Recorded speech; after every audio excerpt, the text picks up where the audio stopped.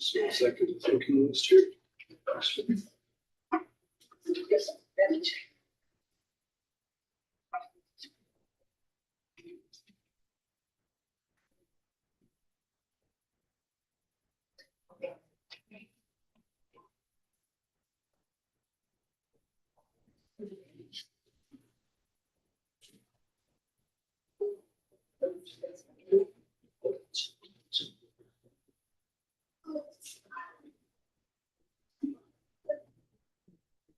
All right.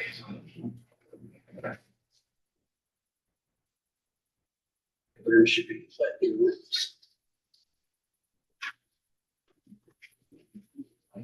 Okay, I will call this meeting to order. This is our regular monthly meeting for August 2025, August 13th. We'll begin with calling the roll. Mr. Cornick is absent. Sandy? Here. Mr. David? Here. Mr. Hinckley? Here. I'm here. Did you hear me? We can hear you, Vern. Thank you. We can see you too. All right. Well, you're doing better than I am. Next, approval agenda. May I have a motion to approve the agenda? I make a motion or we approve the agenda. Is there a second? I'll second. Is there any further discussion? In that case, all those in favor say aye. Aye. And motion carries. We'll move to disclosures of conflicts of interest. Vern, do you have anything? Nothing to report. I did get a email from some of the folks out at Centennial that I'm not sure everybody else got. I received it as a kind of a packet of information from Tony Hoke, just for FYI. So I don't know if everybody else saw that, but I did get another bit through a slightly different channel. Nothing new. Okay. All right, Maura? I have nothing to do. Rob? Nothing. And I have nothing either. In that case, we'll proceed with our first public application, which is the Mitchell variance, VAR We're going -01. to approve the minutes from last meeting. And we just did that. Oh, excuse me. Yes. Excuse me, we will go backwards here in time. Yes, may I have a motion to approve the minutes from July 9, 2025? I move that we approve the minutes. Is there a July second? 9. I'll second. Okay, any further discussion? In that case, all those in favor of approval of the minutes, say aye. Aye. Aye. And that motion carries. My apologies for that. So now we will proceed with item 5, Mitchell variance, VAR -01-25. David. Just 1 second, okay?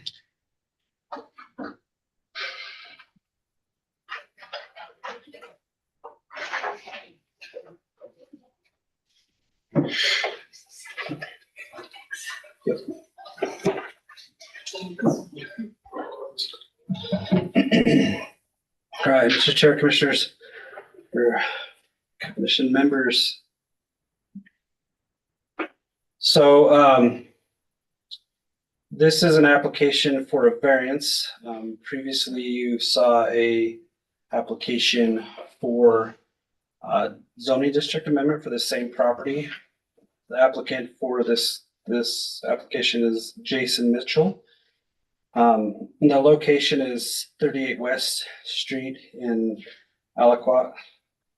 The request is the ability to subdivide within the Ranchette zoning district with a smaller lot than 10 acres. So basically it's a request. The standard for rural residential is you have to have 5-acre average lot size. Mr. Mitchell has 9 point something acres, and so he is requesting a variance from that 5-acre lot size standard to allow him to subdivide his property into 2. But we're doing a zoning variance here, so just so we're not confused about that, I guess. So current zoning is Ranchette. The current use is a residential use. This was submitted to a number of folks for their review. Laramie Rivers Conservation District, Holly Dyer, provided some comments as per usual, about soil degradation, erosion, and reclamation. And then everybody else that received it either didn't respond or they had no issues or comments to provide. So the standards for approval in this situation is they have to. There's a number of things here. So the granting of variance will not be detrimental to the public health, safety, or welfare, or materially injurious to other properties in the vicinity.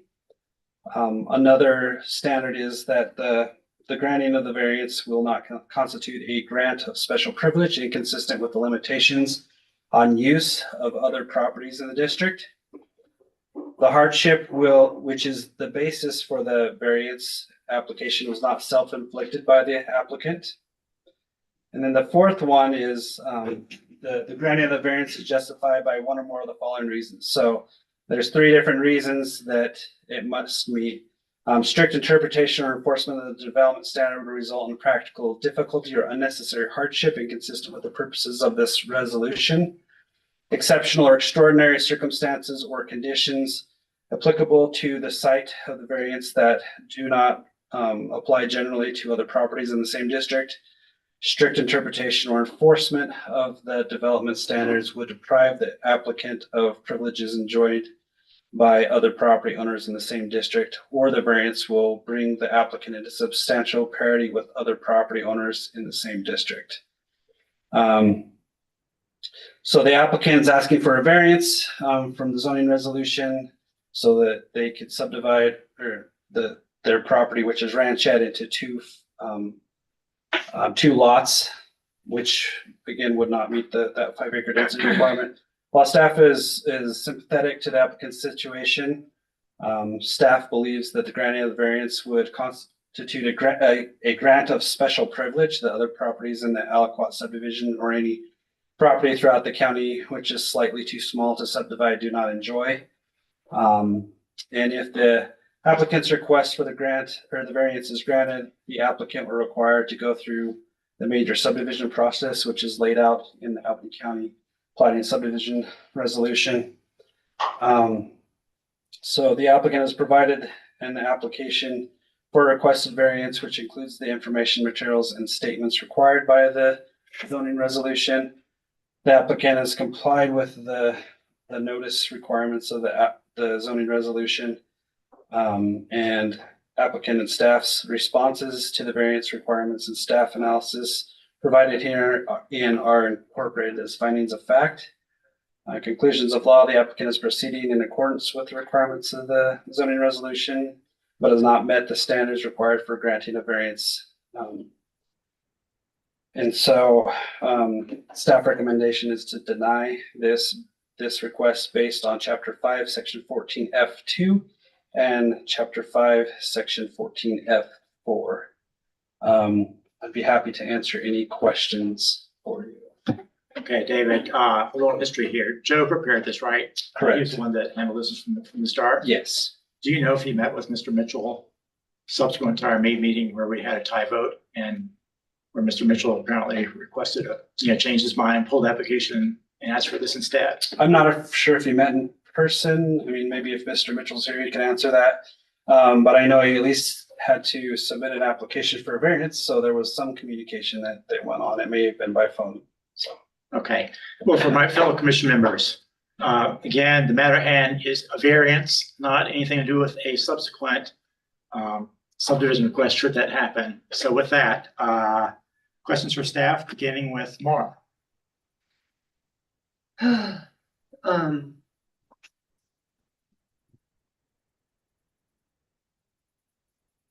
Don't know if I have questions. Well, okay, I do have a question. I mean, this is a really unusual situation in that the way the county was portraying the property and taxing it, it was as though it was a 10-acre lot. And we know there are other ones out in the Aliquot subdivision that are in the same, similarly situated. And so if this were to be granted and other property owners in that area were similarly taxed and being treated as though they were a 10-acre lot, then this special privilege, as I know how you guys are interpreting it, could be bestowed upon other people who are similarly situated in how they thought their lot was being treated by the county. But if I lived in a whole different subdivision and I am being taxed for 9 acres, I'm not similarly situated, and it wouldn't be a special privilege that would transfer over to me where I am in the same zoning district. And so I don't see that this is a special privilege that would extend beyond any property owner of a ranchette zoning district, as much as it would be to extend to similarly situated property owners who have been led to believe and have been treated by the county as having 10 acres and then come to find out that it's not a 10-acre lot. So I guess the question is, do you agree that this is sort of a carve-out example compared to anybody out there with a ranchette zoning district who knows that their lot size is less than 10? So, I mean, I guess the position that was taken in the staff report is that, 9.9 acres is not 10 acres, right? And, the way that this was determined was when the surveyor went out and actually did the survey and determined, okay, this is actually the lot size. It's not what was shown on a county website, right?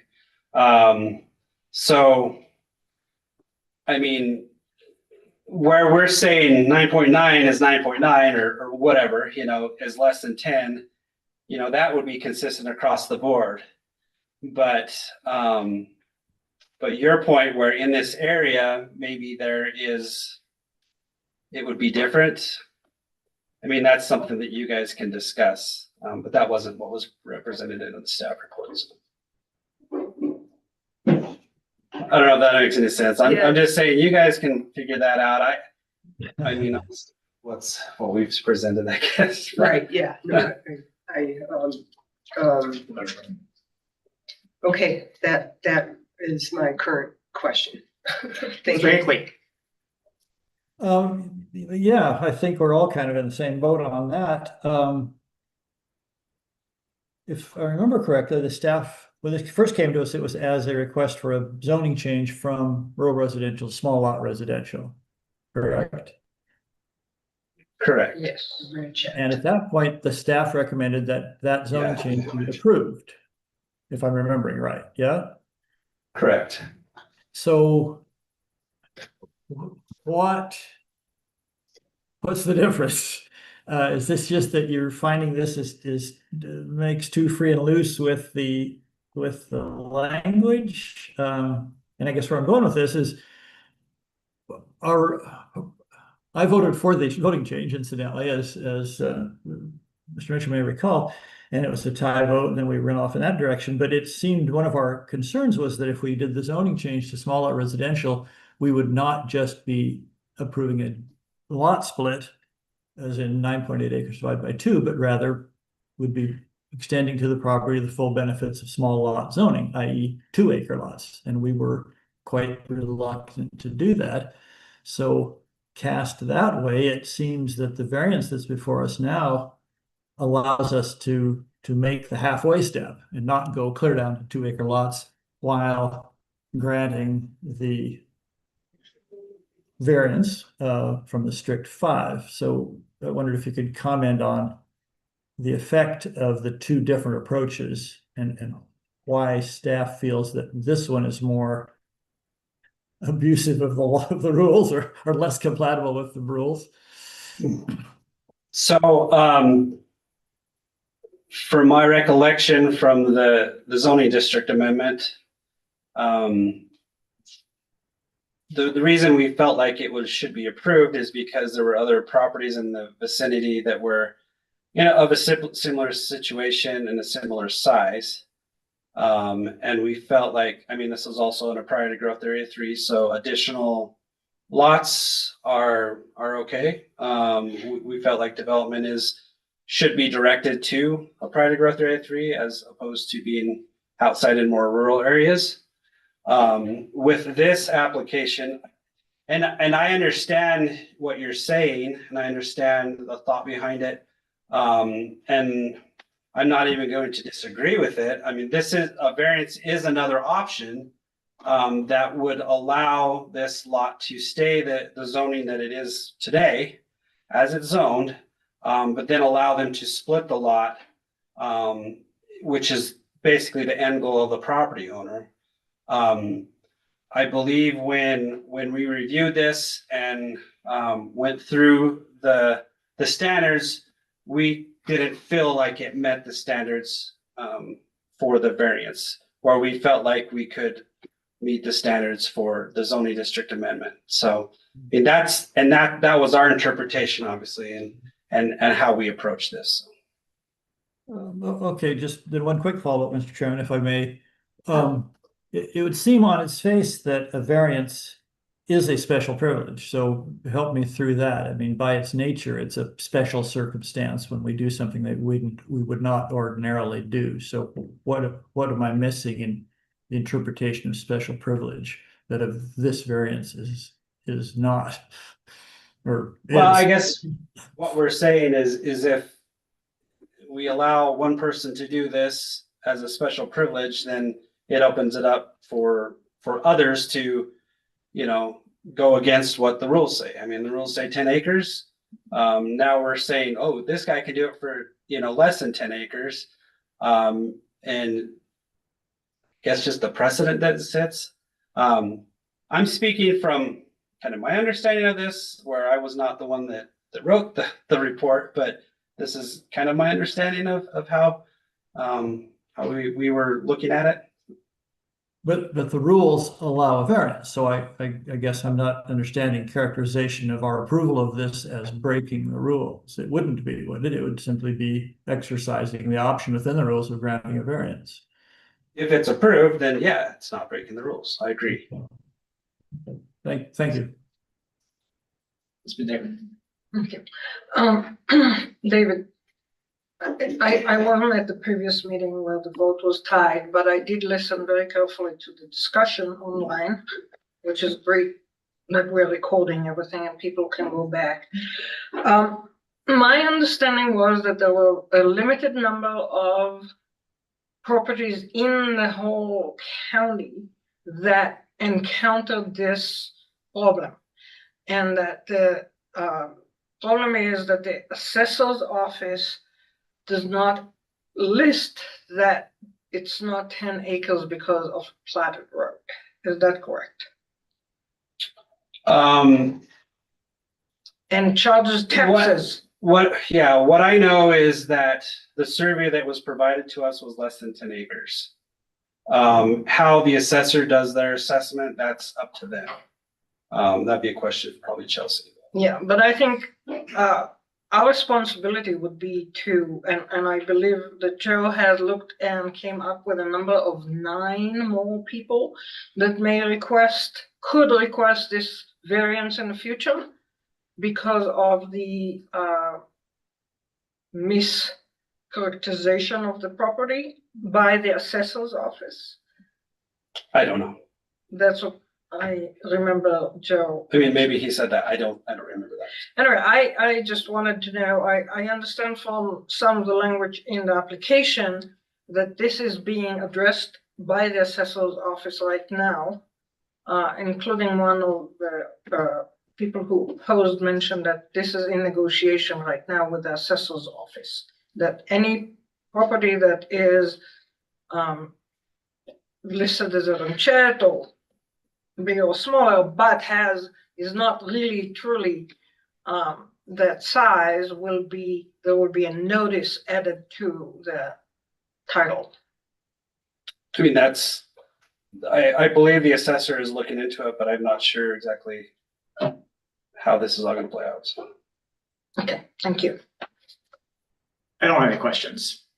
So do we have any further questions? Vern, Mara? Good, Okay. thank you. Is the applicant here? So, Is the applicant here? okay. Well. In that case, we will conduct a public hearing. If there are any members of the public here or online who would like to speak to this, I'll recognize you one at a time. Please step forward when I recognize you, state your name, where you're from. Limit your comments to 3 minutes approximately. And again, we're discussing a variance and not a subdivision request. So is there anyone here who'd like to speak? Please come forward. Thank you. You're very welcome. Vicky, sorry, nervous. That's all right. Vicky Heinrich, 29 West Street out there in the Aliquot division. Been out there since 1995.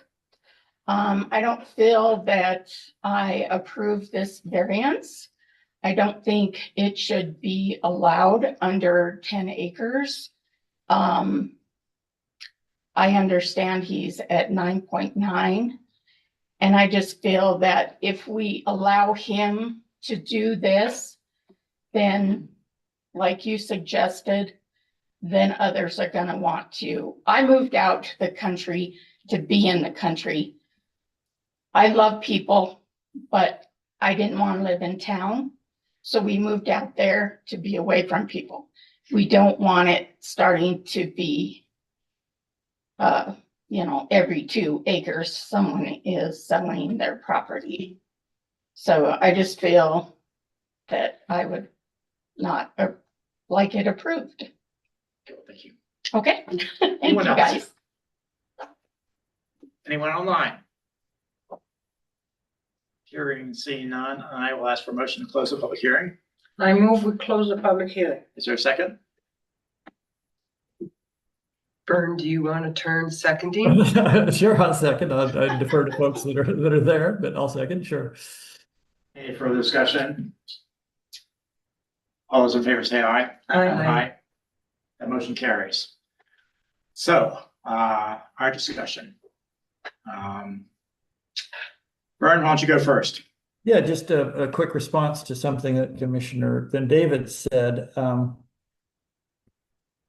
There may be 9 other lots, but part of what I felt were the special circumstances, whatever the right term is that the planning office itself was unaware of this issue until Mr. Mitchell got to the point of hiring a surveyor to do the individual lots. It is my understanding that won't happen again, at least as long as Mr. Gertz and Mr. Williams are under our employ. So I don't feel like our exposure is the other 8 lots saying, oh, well, you let him do it, let us do it. I don't think there will be any cooperation from the planning office. If somebody comes forward, they will be aware of the issue and will alert any applicant to that issue. So again, I'm still feeling like this is a one-off, a securely one-off proposition. Thank you. Ms. David? I agree with Vern. I think it's much better to have just 2 lots, even if one is slightly less than 5 acres, than going through and rezoning to 2 acres. I think our goal is to meet the neighborhood requests and preference to not allow smaller lots. And this is a good solution, given, again, that the person was misled by how the property was portrayed by the assessor's office. And now that will be corrected for the future. So I think that we should approve this variance. Ms. Henning? I think when I weigh the initial attempt to rezone it small lot residential, I think everybody knows where I was on that I felt it was, opened the door to that zoning change, not only in that neighborhood, but countywide. And I felt it was, a potential harm to domino effect throughout the county. And I think as a commission's, some of my peers on the commission were sympathetic to Mr. Mitchell because of the misinformation that he was working off of based on the way the county depicted the property, and that I think everybody had a certain amount of empathy for him. And I was a proponent of looking at the variance option. I felt and still feel that that's less harmful countywide as a precedent than turning it into small lot residential. And so I'm in favor of the variance, because I do think that things beyond his control were leading to what's turned into sort of a hardship of extra expenditures.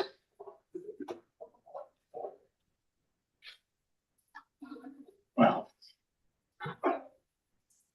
keep in mind that if Mr. Mitchell were granted this and submitted a subdivision request along the lines of what he originally submitted, he was asking for a subdivision in 2.5 and, as I recall, 6.8 lot split. And there, under ranchette, you'd be allowed to go down to 2. So this would not guarantee, if it were granted, possibility of a small lot being created, small as 2 acres. For myself, I have a different stance. I'm looking at what was written here in the staff report on page 4. And especially I'm focusing on the property being slightly less than 10 acres is not an exception or extraordinary within the ranchette zoning district or the Aliquot subdivision, which we know is true. Whatever the number is, we know there's, say, roughly 7, 8, 9, 10, 12 other properties that are probably likely just slightly under 10 acres. And there's, the other 2 things that were written here. Well, I'll just read them. Strict enforcement of the ranchette density standard practically prevents all properties smaller than 10 acres in the district from subdividing, but does not cause the applicant any difficulty in using the property in any other way allowed under the zoning resolution other than subdividing. The inability to subdivide if minimum lot size cannot be met is the necessary purpose of minimum lot size standards. And the final thing that was mentioned here, these are A, B, and C. C, strict enforcement of the density standard would not deprive the applicant of a privilege enjoyed by others in the same district, as no other property smaller than 10 acres in the ranchette district has the ability to subdivide. The variance would not bring the applicant into substantial parity with other property owners in the same district, particularly within the Aliquot subdivision, because the applicant's lot size and ability to subdivide is similar to other properties in the Aliquot subdivision. In my feeling, the applicant's not here, so that's a problem. I'm very curious as to why the original application was pulled and this application for variance was initiated, because the original process was not exhausted. We had a tie vote. I would have scheduled as chairman a subsequent vote, presumably at our next meeting, when I would try to make sure that we're all present, so we wouldn't have another tie vote. Regardless of what the outcome of that subsequent vote, if it happened, it would go forward to the county commissioners and they would decide whatever our recommendation was. And I don't know why this superior way of handling this. And again, the applicant's not here to say why this was done. It strikes me as very, very unusual. And I'm against approving this variance. And if the applicant were here, I would tell them, put your original application back in, let's see what happens. So those are my thoughts. Anything else? Would someone like to make a motion in that case? Well, I guess Mr. Chair, regarding the staff report and whether having a lot slightly less than 10 acres is not an exception or extraordinary, the physical existence of a lot that size is not extraordinary. But I think the way the county records were portraying it and leading someone to believe that it was 10 acres is, to me, the part that's extraordinary. But now we're going to get a legal opinion from Mr. Ayers. Well, before Mr. Ayers speaks, I'll say I agree with that. Go ahead, please. The plat itself is not the county's record. That was the initial subdivider for Aliquot. The county does not file plats on behalf of subdividers. And that's really where the confusion lied. So to the extent that I suppose that there may have been an incorrect interpretation of that plat, the record itself is not the county's. Go ahead. If a person buys property and pays taxes based on the size of the lot for years, and then finds out that it's not that size, we should pay them back their taxes. I will not be discussing Yeah, and that's really anything not in an that issue. vein. That's Well, I'm just saying, these are the And my advice to you is extraordinary that is circumstances. not part of planning and zoning whatsoever. I understand. That is an elected official that you have no connection to. And it doesn't pertain to variance request here. So I understand. I was being a devil's advocate here, just showing how extraordinary the situation is. I agree. Please go ahead. Yeah, so Mr. Chair, two things. One, the map on the assessor's website, I believe, has a disclaimer on it. It's for reference only. So there is that. I can tell you that we've had a subdivision come in before, and what the assessor had and what the map showed, and then what was brought in by a surveyor was significantly different. And we always tell people that this map is for reference only. We know that. I mean, if you wanted to go by the map and what it shows, I mean, there's property lines that look like they go through houses, right? And they don't. It's just because of we're taking a two-dimensional, just a bunch of lines and then putting this two-dimensional picture under it. That's, the earth is not two-dimensional. It's curved and all of that stuff. So it just doesn't meet up, right? So that's one comment. Also listening to kind of the thoughts of the commission. If you do decide to grant the variance, I would suggest that you provide me something so that we can hit all the boxes that are required. So the two boxes that need to be looked at is the granting of a variance will not constitute a grant of special privilege inconsistent with the limitations on use of other properties in the district. You need to provide a sentence or two saying why it will meet that standard. The other one is that you have to pick one of the following reasons.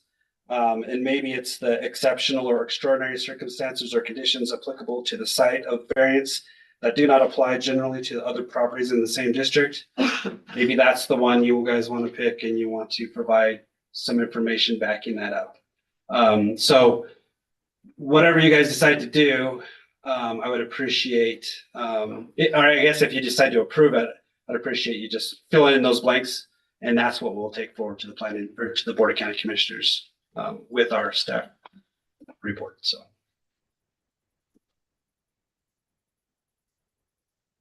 And I'll throw in one other note. I mean, if you go and look at information in the county assessor's office, there's a lot of stuff there where the numbers are just wrong. And I'm not blaming them or saying anything wrong. I mean, but it's just not true. without double checking. And I'm presuming that's one of the reasons why we have a survey requirement. I'm looking at the subdivision map, a sub map of the subdivision right now at the Assessor's Office for Aliquot. And the property in question is shown on this map currently still as 10.33 acres, which is it's a quarter section thing. Excuse me, I mean, it's a quarter section. The property immediately to the east is also shown as 10.33 acres in that same quarter section. So that makes sense. The two pieces below quarter sections also, taken together, they're each at 10 acres. And so right away, 10.3, 10 acres, it's a 40-acre original quarter section. It doesn't make sense. And if you do the math, in fact, on the Mitchell property, you find out with the measurements given on this submap, it's 9.3 acres, which is about what the survey showed up. I mean, so there's a lot of discrepancies there. And it's not our job here to fix that. And we're certainly going to fix that today. The issue at hand again is whether or not this meets the standards of a variance and whether we can recommend to approve it or deny it. So once again, I'll ask for a motion. Okay, I make a motion that we approve the variance.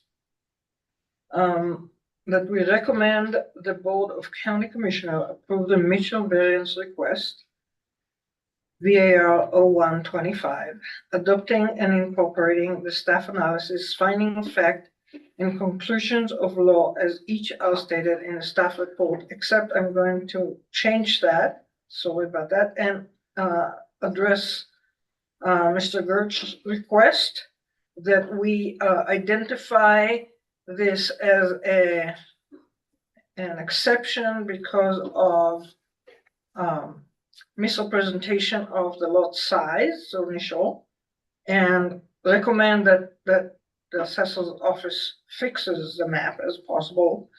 And also, so that will be the hardship that we recommend, and then that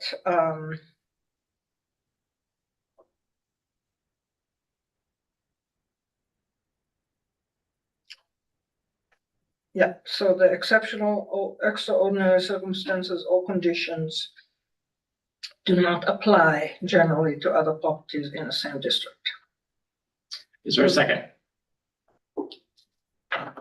I'll second it. Are we clear on the motion? Vern? Yeah, we are. I would like to offer an amendment to the motion. I don't think we want to get into, well, okay, I need a second, I guess, for my amendment. My amendment would be to strike the language about the assessor. If I could have a second on that, I'll explain my motion. Well, I'll second that. Okay, yeah, my picking up on what Mr. Ayers said, I don't think we need to be getting into trying to instruct the assessor in how to conduct their business or how to draw their map. And my earlier comments, I did not mean to suggest that the county was complicit in some infraction of the rules. I do think, and a part of the motion that I would leave is that these are in fact exceptional circumstances, and the justification for granting the variance is because in context, all things considered, I think this is a situation in which we have exceptional circumstances which justify the variance. So that would be my only reservation about Ms. Van David's motion, is that I would prefer us not attempt to instruct or cajole or cast aspersions on the assessor's office. They run their business as best they can. That would be. I agree. Would you accept this as a friendly amendment? I accept this as a friendly amendment. Do we need to vote on that, Matt? No. Okay, so we're clear on the motion now. I think we're clear. In that case, we will conduct a vote. Commissioner Ben David? Aye. Commissioner Quigley? Aye. Mr. Henning? Aye. And I vote against. That motion carries, and thank you everyone for that.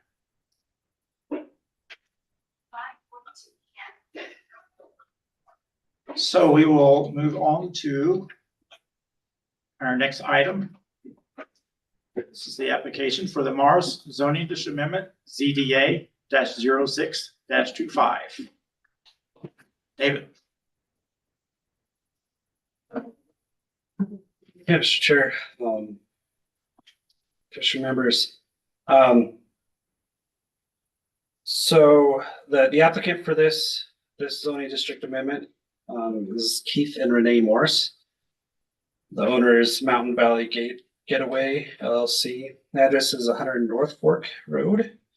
The legal description is North Fork 7 lot 10. So what they're requesting is to change the zoning from ranchette to small lot residential. Sound familiar? Done this before, right? So the application was sent to review by other agencies.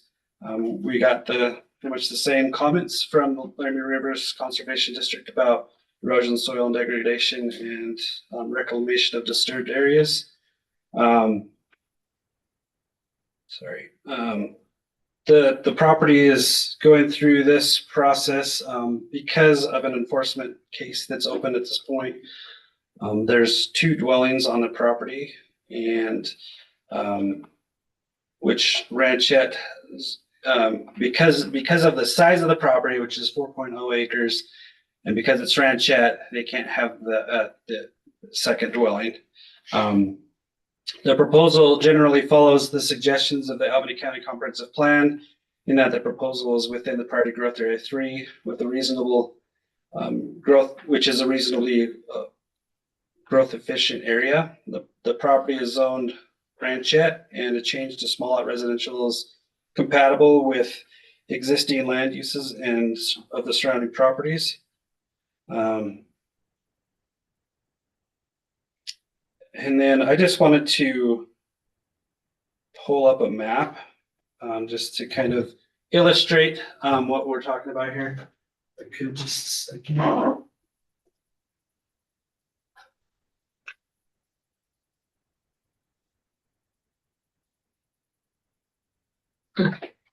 don't know if anybody can see that or not. I don't know. Yep, we can see. So what they're requesting is small lot residential. Small residential is 2 acre lot sizes, right? That's the minimum lot size. If you want to look at this map, you can see that there's a whole slew of lots that are that same size. And it's pretty common in this area. This area the whole area could probably be rezoned to small lot residential. And it would fit what's already there, basically. The other thing that I just want to point out is the lots. There's 3 different lots. You can kind of see, I can't really see this very well, but there's 3 different lots that border, whether across the road or next to, that are over 5 acres in ranchette. Each of those lots could have a second dwelling or an accessory dwelling on the property. So this lot can't because it's only 4 acres, but those lots could.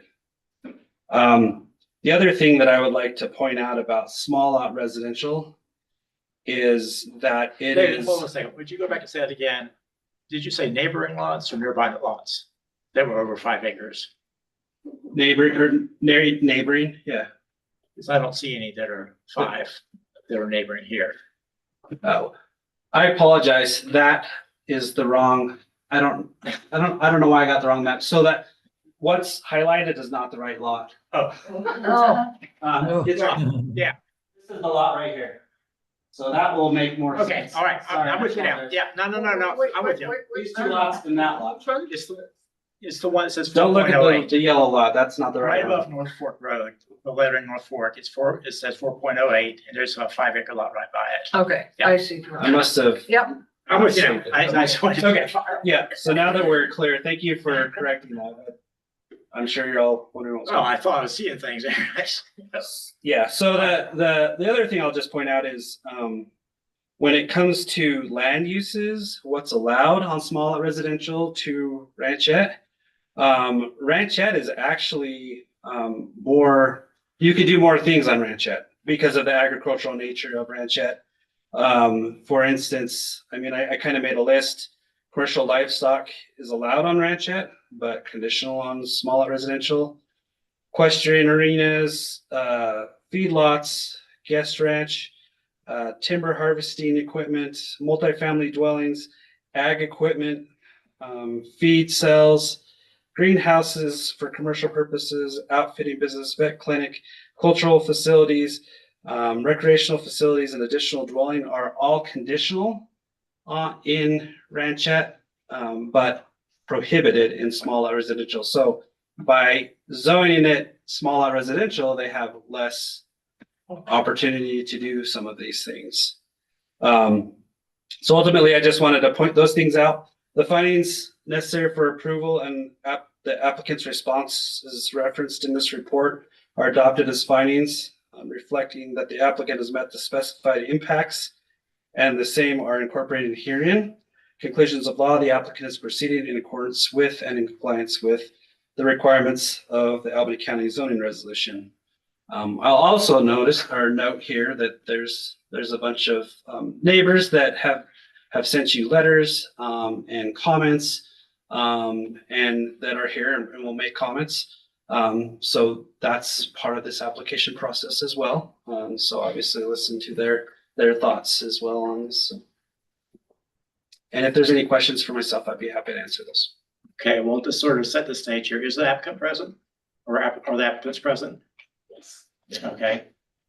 And then for the benefit of all of us, but especially, I'll say the rest of the room, I'll ask Mr. Mears to state whether or not the county has any role in enforcing homeowners association covenants or any power to do so. Are you asking that to us? No, I'm asking Mr. Ayers to Oh, sorry. let the room know whether or not the county has any role in enforcing homeowners association covenants or deed restrictions.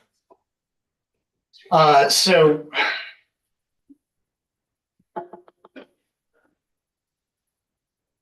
at a zoning district change, no.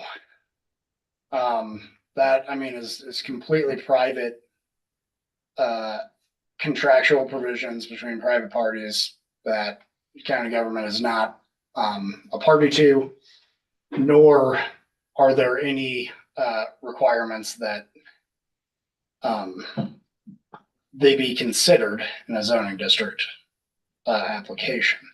So unless there's something that it could be fit into under the required findings, the required findings for a approval of the zoning district amendment, there's not really a place for their consideration absent a specific provision in the regulations themselves.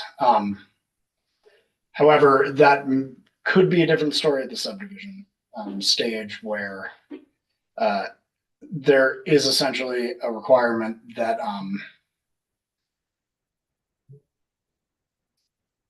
the title which will pass under subdivisions be marketable.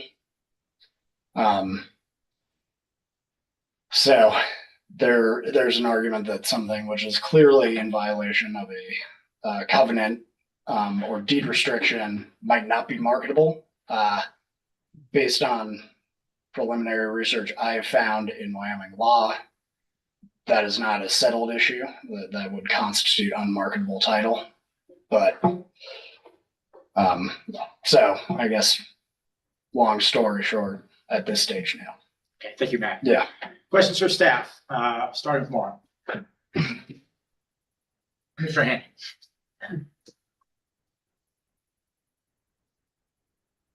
So, well, I guess just as a starting point, so these are all pre-existing lots, and then zoning came along. And at that time, rural residential, which is now ranchette, was what was selected by the county as opposed to small lot residential. So you might not have been around when that decision was made and know what the basis was, but it left us with non-conforming lot sizes for that zoning district. But a decision was made that calling it a bigger lot size zoning district was better for the area than calling it all small lot residential.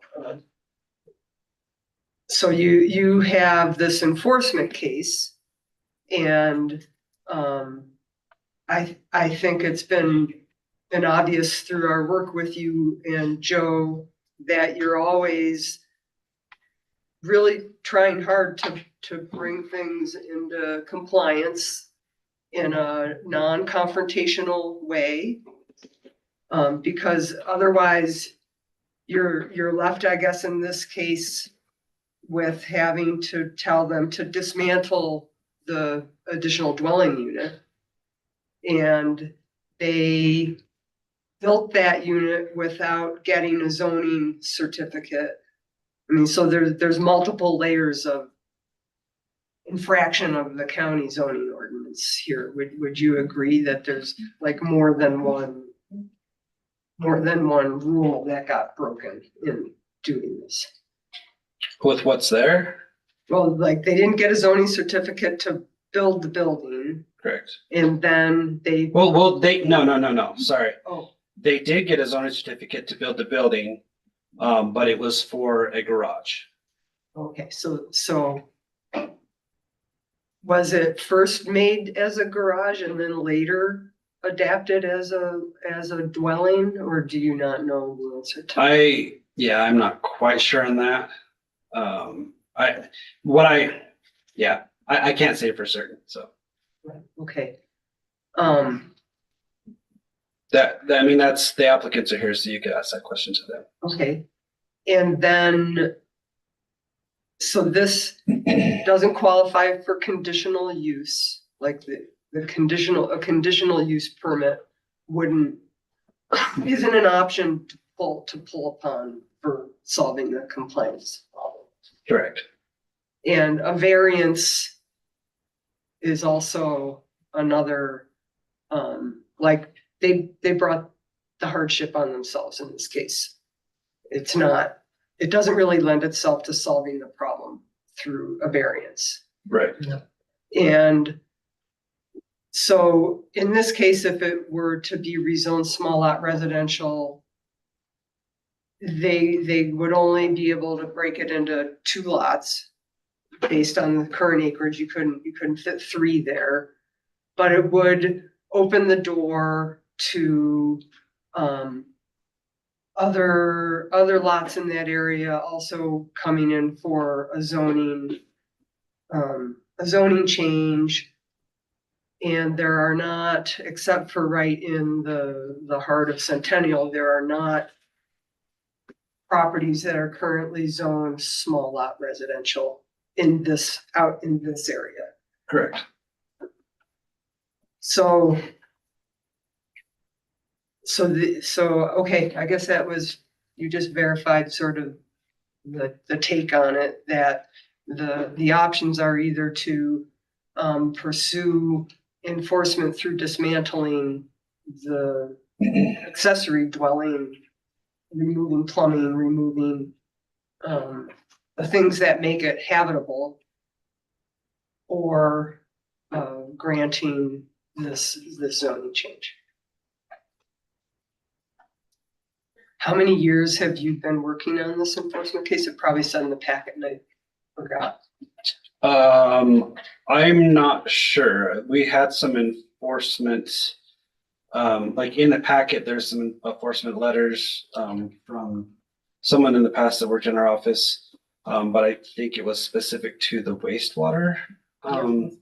So, that brings up another Size? question. So because there were 5 rooms instead of 4. So was it determined then that it was built, it was sized appropriately for this? There's also a letter in your packet or an email or something, that confirmed that the wastewater engineer looked at it and thought it was appropriately sized. So. Okay. Yeah. Okay, thank you. It's been negative. I don't have any more questions for Mr. Birch. Mr. Hinckley. Yeah, I mean, we're gonna run this one around a bit, but let me just follow up quickly on what Ms. Henning just said. When you said it was sized appropriately for what? For 2 dwelling units? The septics.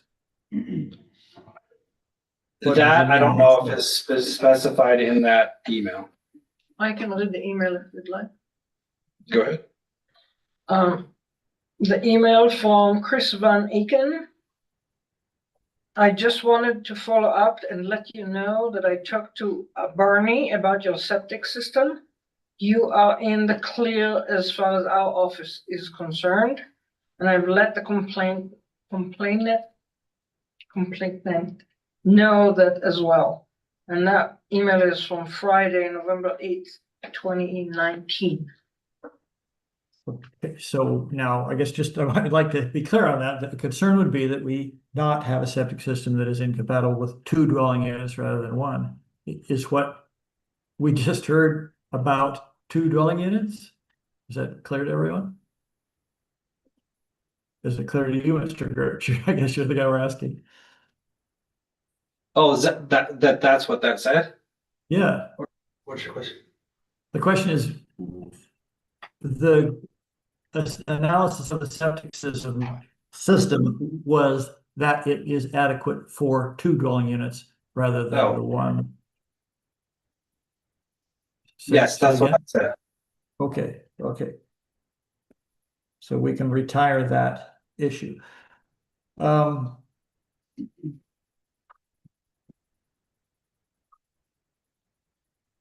Does this is a bit tangential, but kind of context, and we probably can't pursue it too far. The commercial use of the property, remind us where that stands. And we are going to have to come back to this more generally, if not on this application. So where are we with respect to the commercial use of properties in either small lot or residential zones? Where are we? What do you mean? Well, why is this not a commercial use? One of the things that was sent to me, and I don't know if everybody else saw it, were the advertisements for please come stay at my place and here's what it costs and here are the parameters of it. It looked, smelled, and walked like a commercial enterprise. Is it compatible with its current zoning or with its zoning if we were to change it to small lot? I mean, if you look at our land use table under residential, it allows for single family. It also allows for additional dwelling units or accessory dwelling units and other things. So that is the classification that we use. We do not determine if it's who owns it. It's not based on who owns the property. It's what the structure is being used for. If you go down that same road, and said, well, if somebody's, not living on the property and somebody else is renting from them, I mean, we don't differentiate whether it's the owner is on site or the owner is off site renting, to various people. So that's how we view it. So at what point does it become a commercial hostelry? I mean, obviously, if it was a 10-unit motel, it would be commercial. Where do we draw those lines? In the land use table, if it says it's a commercial use, if it's a store or a retail business or professional office space and that's the primary use, that becomes commercial. If the dwelling's a dwelling, it's residential. Okay, I guess I'm not understanding what becomes retail. If I'm building a structure for the purpose of renting to people to stay in, which would describe a motel, that seems commercial. That seems to meet the qualification as a retail establishment. No. So multifamily is also allowed in residential zoning. And we don't count that as commercial either. We consider that as residential. And if you're building a building to rent out specifically for apartments, and we don't, that's not something we consider as commercial. We consider that residential. However, they can be in the commercial zone as well. I believe Bern's asking about Airbnb type use. We don't. Yeah, I guess. Yeah, that's not in our zoning resolution. It's not even mentioned. Well, but where it would fit, I mean, it's happening. It has to have a home. It would fit under. It would be a second dwelling unit. It would be if there were 5 units for rent, then it would no longer qualify as multifamily or a second dwelling unit. That's what would make it commercial, is guess what I'm hearing. Am I on the right track there at all? If it's more than five, Well, I'm still looking for something that tells me when it ceases to be multifamily or additional dwelling unit and becomes a commercial rental operation. Where is that line drawn in your mind today? as for our zoning resolution, as long as it's being used as a dwelling, it's a residential use. And a motel is not being dwelled in? I mean, why isn't a motel a dwelling unit then? Why aren't they all dwelling units and nothing's commercial in that? A motel is different. There's typically restaurants in a motel. There's staff that are in there cleaning and doing their thing all the time.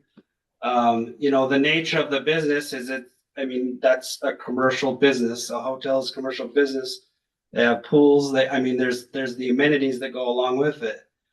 There's a difference between a hotel and somebody renting a home or an apartment.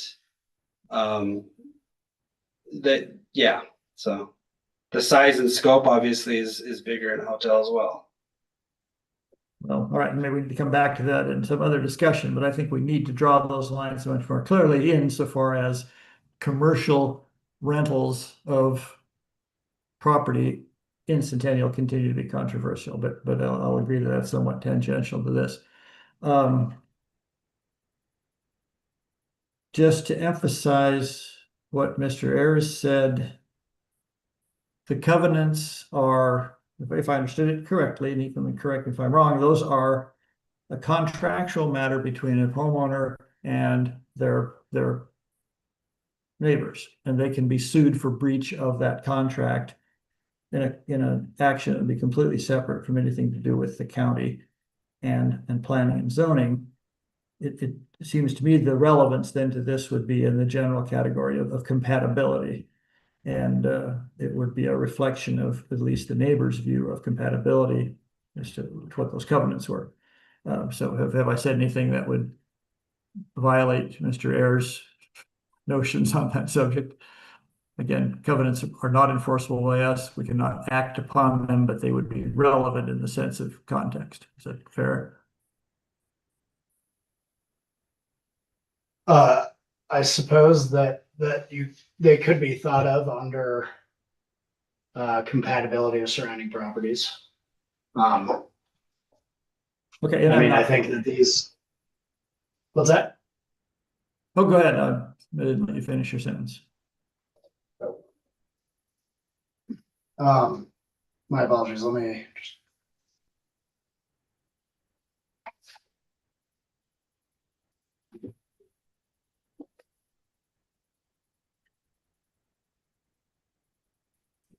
Well, okay, let me rephrase. Where I'm going with that is I think that the covenants and deed restrictions and so forth are a legitimate expression of one's neighbor's expectations and therefore compatibility in a tangential sense. But I completely agree that if someone has a specific covenant violation, we're the wrong forum for that. That's what I guess I heard you just say. Yes, the standard for compatibility with surrounding uses in the zoning resolution for zoning district amendments is compatible with the type, intensity, character, and scale of existing land uses surrounding the parcel. So I suppose if this commission was wanting to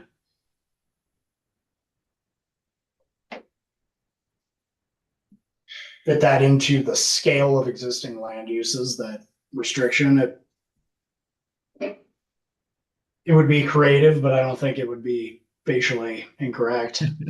All right, fair enough. Then I have no further. Well, okay, one more question for staff on this open enforcement case. What does that mean? If we were to deny this request and let current actions take their course, describe that course for us, if you could, Mr. Gertz. We continue with the enforcement process, which includes, writing letters, and notices of violation.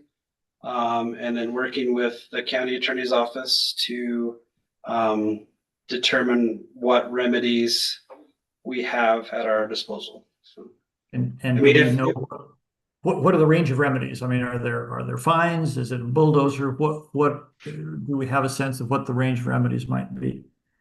yeah, we can do all that. It's pretty easy. No, I'm just joking. It's not. No, remedies, maybe Matt wants to talk about. I mean, we can work with the property owner to convert the building to a garage as what was permitted for. But then there's, there are fines available through the zoning statutes. Anything else, Matt? Abatement. Wyoming statute 18.5, maybe 209 allows for, essentially it requires a civil complaint in district court for the enforcement of the zoning resolution, which then can result in a fine of up to $750 per day for a violation, abatement or injunction, but ultimately that is within the court's discretion. Okay, so that's fair. Thank you. So the idea of letting the enforcement case run its course and then coming back to zoning is really not feasible. And the recommendation from staff here is to render the enforcement action moot by changing the zoning. Am I understanding the staff recommendation correctly? Correct. Okay, thank you. All right, that's all I had, Mr. Chair, at this point.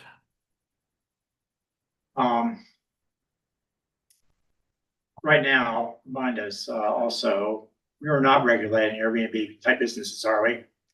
No, we don't mention short-term rentals in our It regulations. doesn't appear anywhere in the zoning resolution, It does not. so that's not really an issue here. Correct.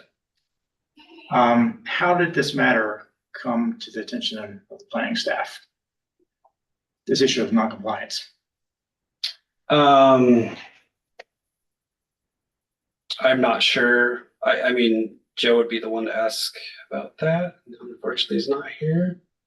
Do you know when I it don't- surfaced? When did it surface?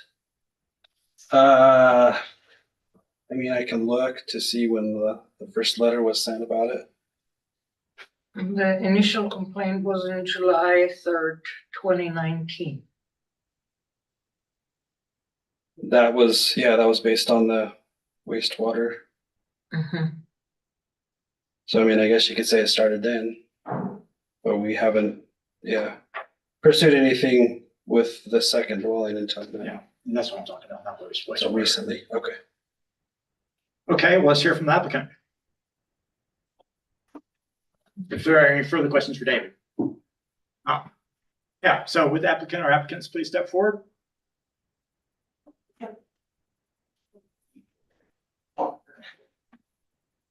You can tell us your name and where you're from. I'm Renee Morris. My husband and I reside at Unionville, Missouri. Okay. We do own the property at 100 North Fork Road. Okay. In Centennial. And we did apply for a permit in 2015 to build the garage for storage.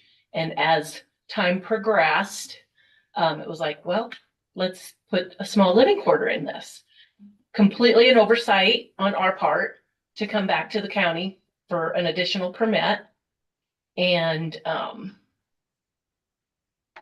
here we are. Is there anything you'd like to ask? I assume not ask, but add to your application? Pardon me? Is there anything you'd like to add to your application? You got our explanation of Right. why. I think we're probably pretty clear with that. Do you have any questions for us? Well, I think we do have some questions. Before any questions, though, Let's just go over the history here briefly, if you would. When y'all purchased the property, was the house already there? Yes, Okay, so y'all built the garage Yes. building, but not the house. yes, we purchased the property in November of 2013. And the timing was you applied for a building certificate in 2015? 2015. And you completed the building in 2016 or so?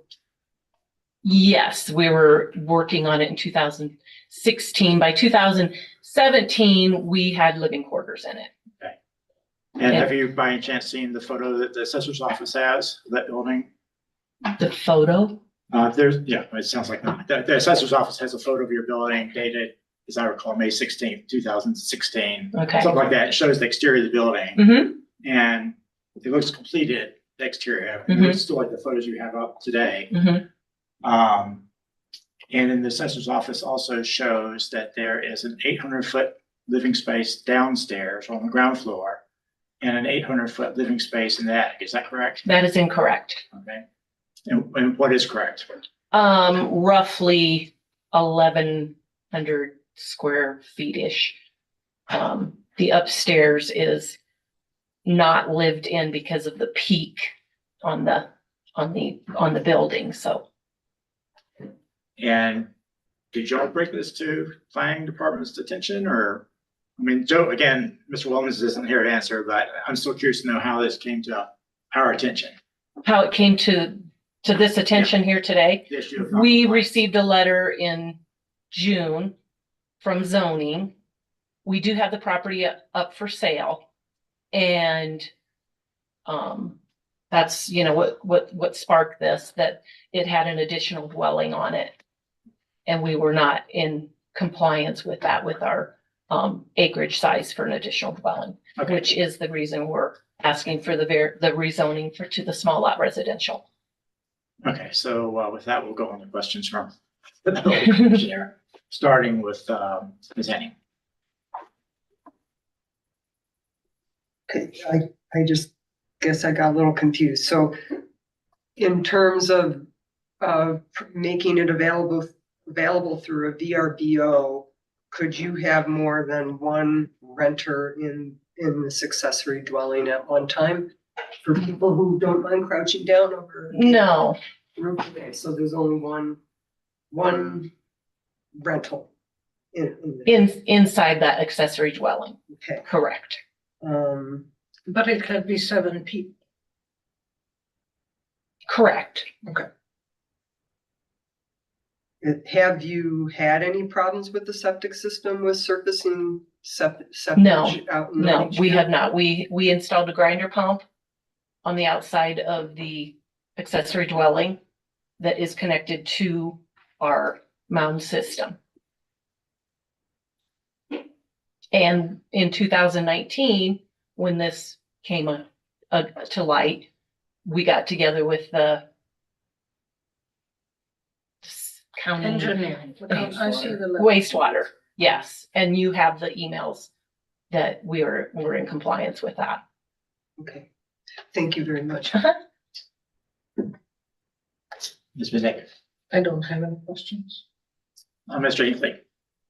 No questions, thank you. Well, I do have some questions. Along with property owner rights, come property owner responsibilities. And do you believe it's your responsibility to be familiar with the zoning resolution for the county? Yes. Yes. And you were aware you needed to apply and get a building certificate in order to build a garage. Yes. At any point, were you ever contacted by your neighbors? No. Finding out that you weren't allowed to have this second dwelling, accessory dwelling? No. Never happened. No. Do you know of any of your neighbors that might have accessory dwellings? Not right offhand, but we've been told there are a few out there in the North Fork area. I can't give you exact addresses. At what point did you become aware that y'all were not in compliance with the zoning resolution? In June of this year, when we received the letter, I don't have a date on that in front of me. You all have that letter? So you've been out of compliance for 9 years, roughly? No, June of this year. No, but you've been out of compliance since the building was outfitted with living space.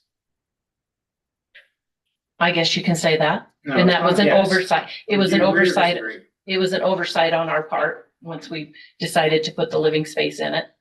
All right, so you're agreeing? Yes. Okay. And over that time, y'all have accrued personal benefit, financial benefit by renting out this living space, is that correct? Mm-hmm. And if you were in our shoes, what would you do? How would you handle an issue of noncompliance? I guess I don't know. That's why we're here to come into compliance. We didn't realize that we were out of compliance with the county. That's why we got the letter in June of 2025 here. And we immediately started, I got a hold of the county. I spoke with Joe. We've done all the necessary things to get us to this point. Certified letters to adjoining property owners. And do you agree in general that with the idea that ignorance of the law is no excuse for a violation of the law? I agree with that. All right, thank you. Thank you. I appreciate your staying for the questions. Any further questions from the commission? Mr. Chair, I guess I have a couple more questions to ask Mr. Gersh. Let's do that. He looks like he'd be happy to answer some more questions. Questions. Well, Joe had to cover for you last, one of the 2 meetings ago, and now I guess it's your turn to have to. Gotta make up for it. Yeah. Exactly. So has been something that this commission has heard complaints from the area of Centennial about, short-term rentals. But we don't really have, it's not a category in the zoning ordinance. Correct. As a strict definition. Mr. Hinckley's been talking about motels. I'm looking at the land use table and seeing, that a bed and breakfast is something that can be conditionally permitted. I don't know if there's a strict definition for bed and breakfast in the zoning ordinance. I didn't see one. Probably not. I mean, there's a lot of of things that aren't defined in there, so. Right, It's just plain and ordinary definition. Yeah. okay, So look at, Webster's International, Oxford Dictionary. That's what would be used for this. okay. Cause I think that, I understand, like I said earlier, that, sort of the philosophy in your department is often to try to figure out how to bring someone into compliance and avoid enforcement. You have limited resources to pursue strict enforcement. And so you're often looking for other solutions, but, and just like with the Mitchell property, I feel like rezoning something to small lot residential in the way that can open up the door in an area is like an extreme solution. Having to make them dismantle their building is another sort of extreme solution at the other end. And somehow I'm just casting about for those in between solutions, but it sounds like I'm coming up empty with the bed and breakfast one. Okay, thanks. Anything else? In that case, we will conduct a public hearing. How many people are there here who would like to speak? Please raise your hand. Oh, not that many. Okay. Everyone who here wants to speak will absolutely be allowed to speak. We'll ask that you limit your comments to about 3 minutes or so. And I'll call you forward 1 person at a time. Step forward, tell us your name, where you're from, and have your say. So, please. Good evening, commissioners. I'm Michelle Tilley. I live at 180 North Fork in Centennial. I put this packet together for you. And I wanted to just clarify a couple of things, and I know I only have 3 minutes, so I'm gonna go very quickly. We might be able to allow some leniency here. Oh, so. you're so sweet. Thank you. Okay, well, first of all, if you go to the page, I think it's page 14. Yes, this was the response to the nuisance follow-up in 2019. And I highlighted that, which said we confirmed the property at 100 North Fork is being used in a way which is not permitted. We're contacting the owner via email, letting them know that they'll either have to upgrade the existing septic and get the detached garage permitted as a residential structure or cease and desist operations. So clearly, since 2019, they knew they were out of compliance. June this year, the sign went up for sale for this property. And I'm pretty sure that that is what sparked this, but I can't say for the owner and I don't want to. I will tell you that in the application, which I also, the original application from 2015, which I did include, and it's on page 11. And I highlighted this for you. It says it's a garage to store snowmobiles, which it is. It's a big garage, and there are other big garages in our neighborhood. However, if you look at the VRBO, and the reason I included the VRBO stuff is to give a timeline for you. So if you look at page 4, sorry, I'm not going in a more sequential order. You're doing well. You can see in January 16th, 2017, there's a review of the new Airbnb for the barn dominium. They already had been Airbnb in the other house, but this is specifically for the barn dominium, which means it was advertised in 2016, and they had already stayed there in January 16, 2017. So when they built the barn dominium, they had to pour the floors for the bathroom and the kitchen and the drain. And as you can also see on this VRBO information, there's 3 bedrooms upstairs, not 1, 3, and they sleep 7. So it is a fully fleshed out dwelling, and it has been since they built it. And at least that's what this evidence points for me. Okay. So I really want to talk more about the character of our neighborhood. We all are single family residences. And I know that I included the quitclaim deed and warranty deed and the covenants and all of that stuff, but there is just one residence per property for all of those properties that you see on page 1.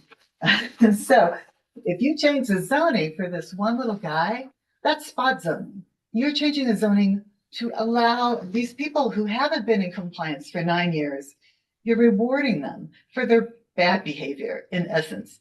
I'm not saying I want their house to be bulldozed or I want the plumbing to be ripped out. I'm not sure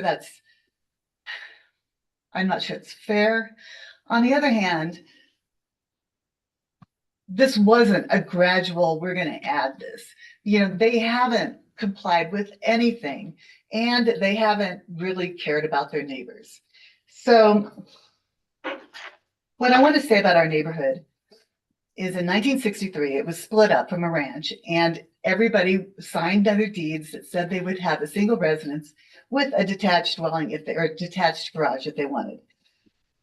That's everybody. Are there other VRBOs? Yes, but not in a separate building. No one else is renting out 2 buildings on their property.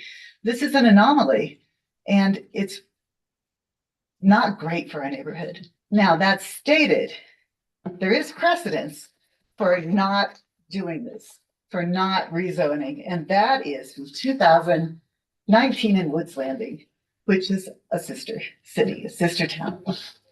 If you split this up, it opens the door to start rezoning things as commercial, as small residential, whatever.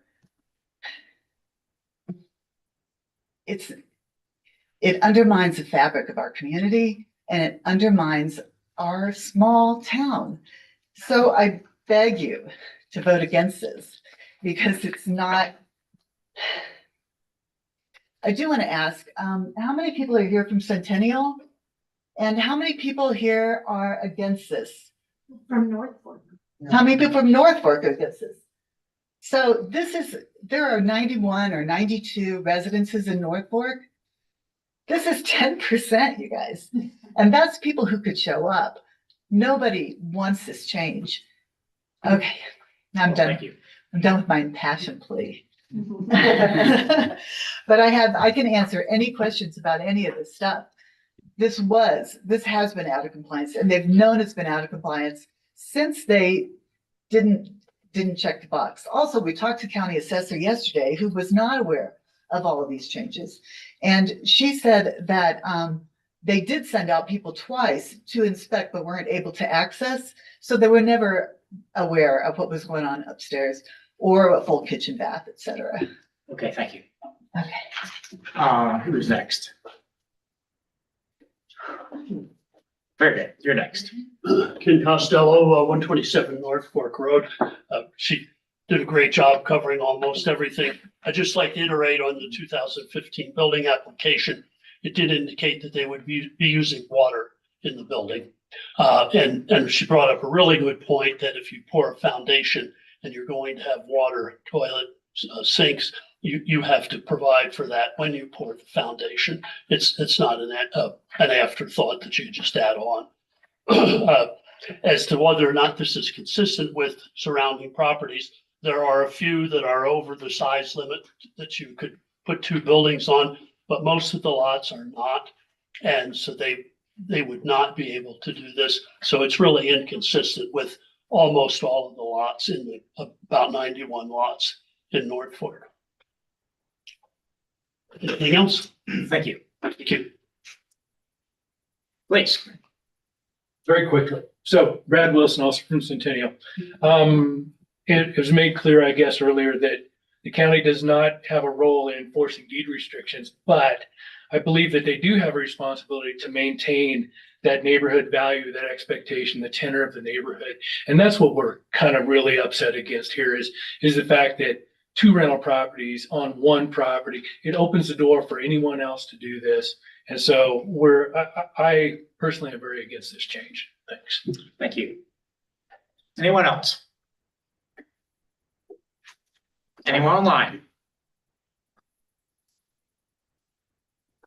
May I have a motion to close the public hearing? I move to close the public hearing. I'll second. Any further discussion? In that case, all in favor, say aye. Aye. Okay, that motion carries. So we will conduct our discussion. And Mr. Hinckley, why don't you go first? Yeah, well, I think we're all quite torn on this, so let me just share a little bit of that. The expectation business that I've heard so many things about, I don't have a lot of truck with. When I look at the zoning and the map that Mr. Gertz brought up at the beginning is one that I printed for myself. No one buying into the North Fork had any realistic expectation that there would be large lot developments. The thing is platted for just a blizzard of little bitty lots. I agree with Mr. Gertz that basically it is small lot residential. It's designation for rural residential notwithstanding. So I'm just register a lack of sympathy with the expectation that we would not see a lot of development. If all of the people who own current lots put houses on them, it would vastly increase the population, all well within current ownership patterns and subdivision regulations. I'm unconvinced on the commercial issue. Like Commissioner Hanning, I see bed and breakfasts listed as a conditional use in residential areas. And motels are specifically prohibited. It seems to me, as Mr. Ayers said, a plain and ordinary definition would suggest that these are commercial ventures. Now, that doesn't bear directly on the proposition before us, but it does bear on how this property and other properties out there are used. And I think we need to sharpen our pencil on what counts as commercial. This is not a grandma house or guest houses and in-laws are specifically mentioned under additional dwelling units. But I'll confess, my biggest reservation about this is the one that you expressed, Chairman Platt. It is so unsatisfactory to find ourselves treating zoning like an inventory where we go out and see what everybody already did, and then we say, well, what should we call that? And there it is. It's a small lot or it's a large lot. That there should be some opportunity to not continue to simply shrug and say, well, it's already done now. I guess we're stuck with it. Let's make the zoning fit. Again, I'm not sure where that leads me as far as a vote on this particular application, but I would just like to express my dissatisfaction with this idea of it's our obligation to make the zoning fit a fait accompli. So I'm remaining on the fence for the moment. That's my only 2 bits worth, Mr. Chair. Thank you for your forbearance. Okay, well, thank you. Commissioner Midnight. I share Commissioner Hinckley's indecision on this. This is a very difficult situation, especially given that the property is for sale. And we don't know if we do the subdivision, what the new owners will do. I mean, they can, We're not talking about subdivision. I know. I'm just saying that this opens the door for, even if the current owners are trying to get in compliance, we don't know what the next owner might be. So, yeah, I share Burns' concerns here. Commissioner Henning. Well, I think that, similar to how I felt about the Mitchell zoning change, that I'm against putting small lot residential in planning growth area 3s. The definition of the PGA 3 is to generally have large lots, and the name of the zoning district is by the very definition small. Because it creates, I have to admit, I'm a little perplexed about whether the septic is sized properly, if you can fit that many people in it, but I guess we have to trust the previous county engineer that he looked at that properly, but I'd rather see a different solution. If I know that it's hard to find some middle ground on this, but I would have, it would kind of go against my previous philosophy about small lot residential and PGA 3s to support this, when it's clearly been, not following the county rules. So I won't be able to support the staff's recommendation on this. Anything else? Okay, well, I'll have my say. I would actually be in favor of recommending approval or this a landowner coming forward to us with a 4-acre lot and seeking permission to split it, or just to change the zoning, excuse me, not split it, to change the small lot residential in order to build an accessory dwelling. But that's not the case here. And this may have been an innocent mistake, but this has gone on for 9 years. And if we approve this, it sends a signal.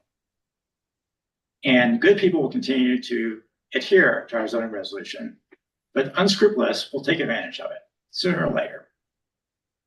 And I absolutely believe that if you punish good behavior and reward bad behavior, in the long term, that will lead to disastrous outcomes. And so I strongly favor denying this recommendation and seeing what the county commissioners do with it.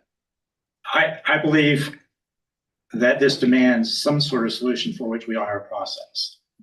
And if the property owners were willing to come forward and pay some sort of penalty or fine of some amount, that might be enough to change my mind, but that's not going to happen right now. And again, we don't have that process. So I'm in favor of recommending denial of this. Any other discussion? Mr. Chair.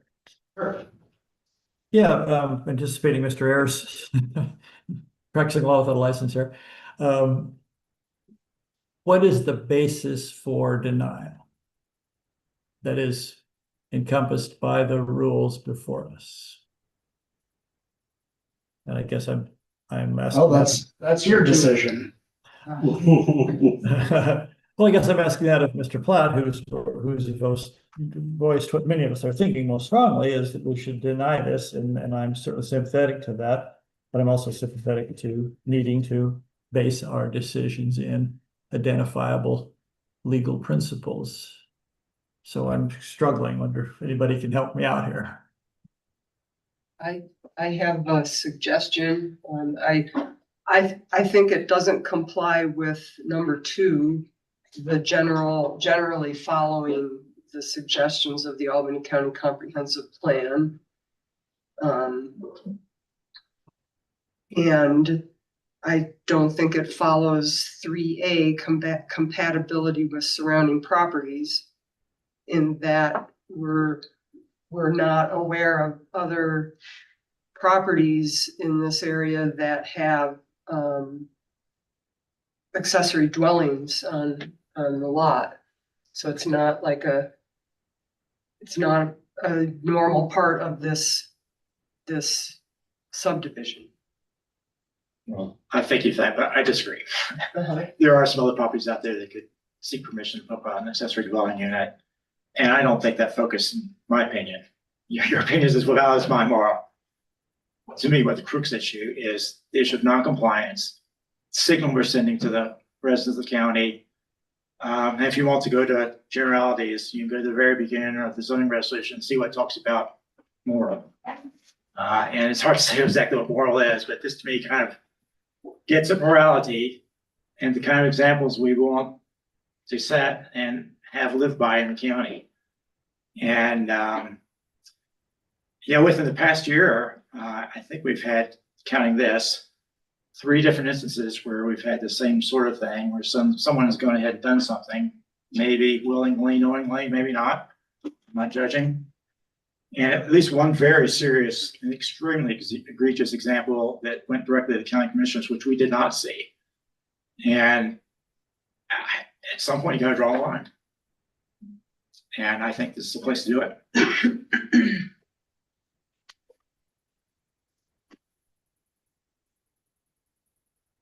It's just we have to fit it within the findings have to be based on Chapter 3, Section 5C6, as opposed to the broader mission of public welfare and morals, which is the pinning foundation for all of this. But it's that we have to make our findings within this kind of narrow list of things. Mr. Ayers has said that we have broad latitude to make our decisions as we see fit. And I am the chairman, but I'm prepared to make a motion. If y'all will let me. Can I ask a question? Sure. Mr. Gruch, sorry, I should have asked this before. What can the county do? The dwelling is there. Are we going to dismantle it? What can we do? At this point, it's not appropriate, apparently. That's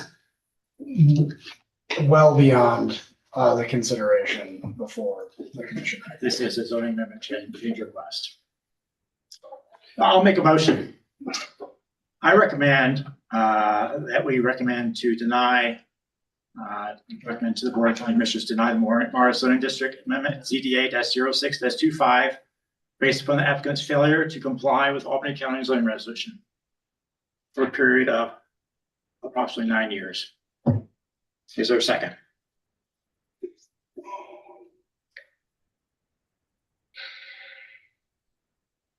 Can we ask our attorney about this? I'll second it just to bring it up for discussion, Mr. Chair. Very good. So we have a second and we will have further discussion. Mara, you have a question for that? I guess, Mr. Ayers, can you deny based on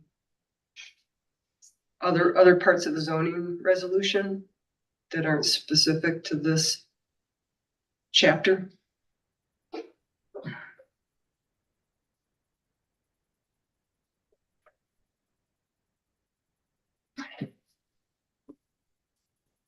There is in section 5 zoning district amendment A, the purpose of a zoning district amendment is to promote public health, safety, morals, and general welfare of Albany County by allowing amendments to boundaries of zoning districts. Then there are explicit findings necessary for approval, which, I mean, the very name of this is an adjudicative zoning district amendment. So while it may be a legislative decision on the whole of whether to change a zoning designation or not, by putting forth these findings necessary for approval, it's bumping it a little more towards an adjudicative decision where there are standards. So it does need to be tied to that standard.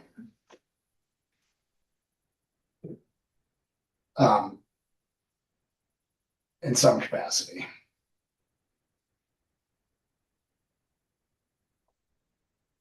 So my advice would be to many reasons can be offered, but a reason based in the findings necessary for approval needs to be offered.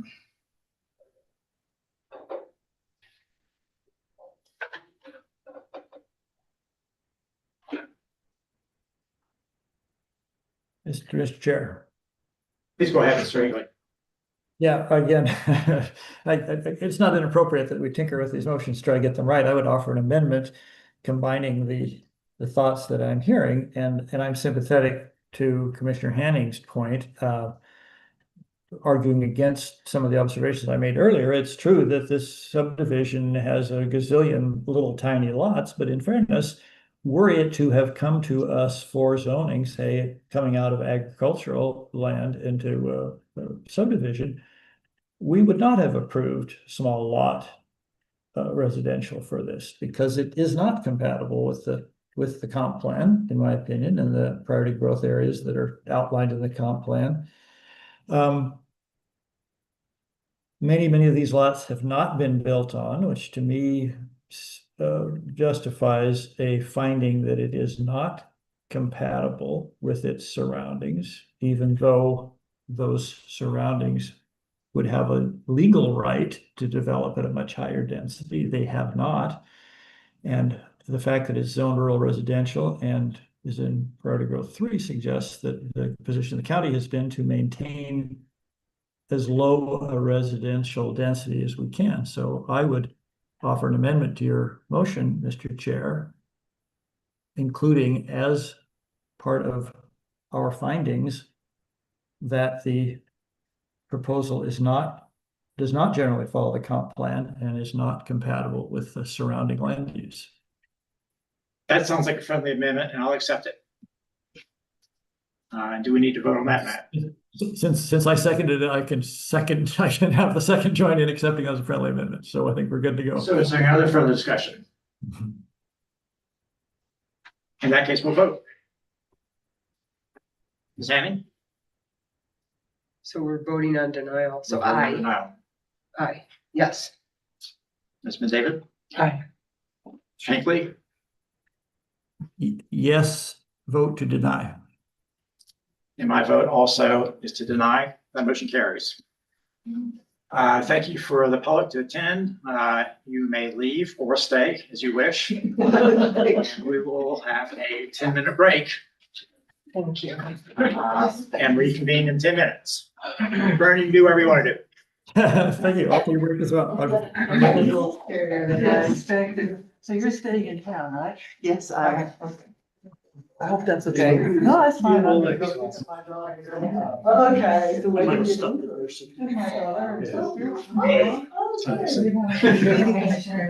Did a really not bad job.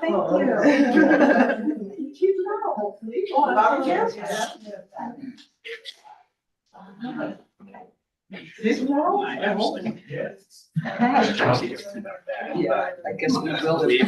We've got to. Yeah, yeah.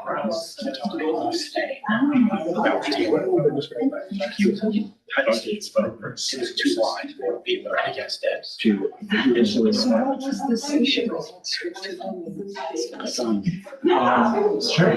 You're like, oh, man, what are the biggest link up top is, big reservoir. It's not like the Laramie, so to say. I can't space it on. There are, it's a strip of. Hey, David? Are we offline? I think it was offline.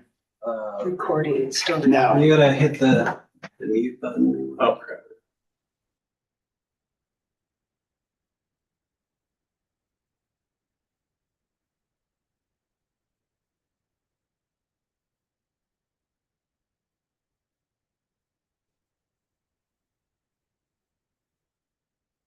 As up front. I'm not this library. Yeah, so there's a small number of private properties out there. And someone built a small lot. Yo, I think, this long as I've been already, my space back. And when it was surveyed prior to, maybe had no trust and whatnot. Found out that some of the lot, very large, it's small house, halfway into the lot. And I'm gonna do anything. So the landowner should have got a public, public porch, into public comments for what you can do, and he said.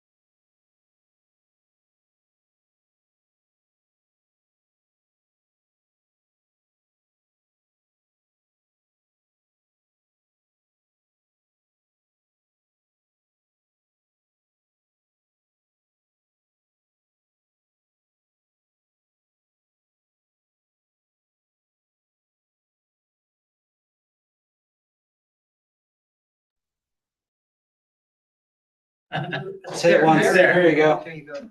Vern, can you hear us? He may still be. Yes, I can. I'm back online.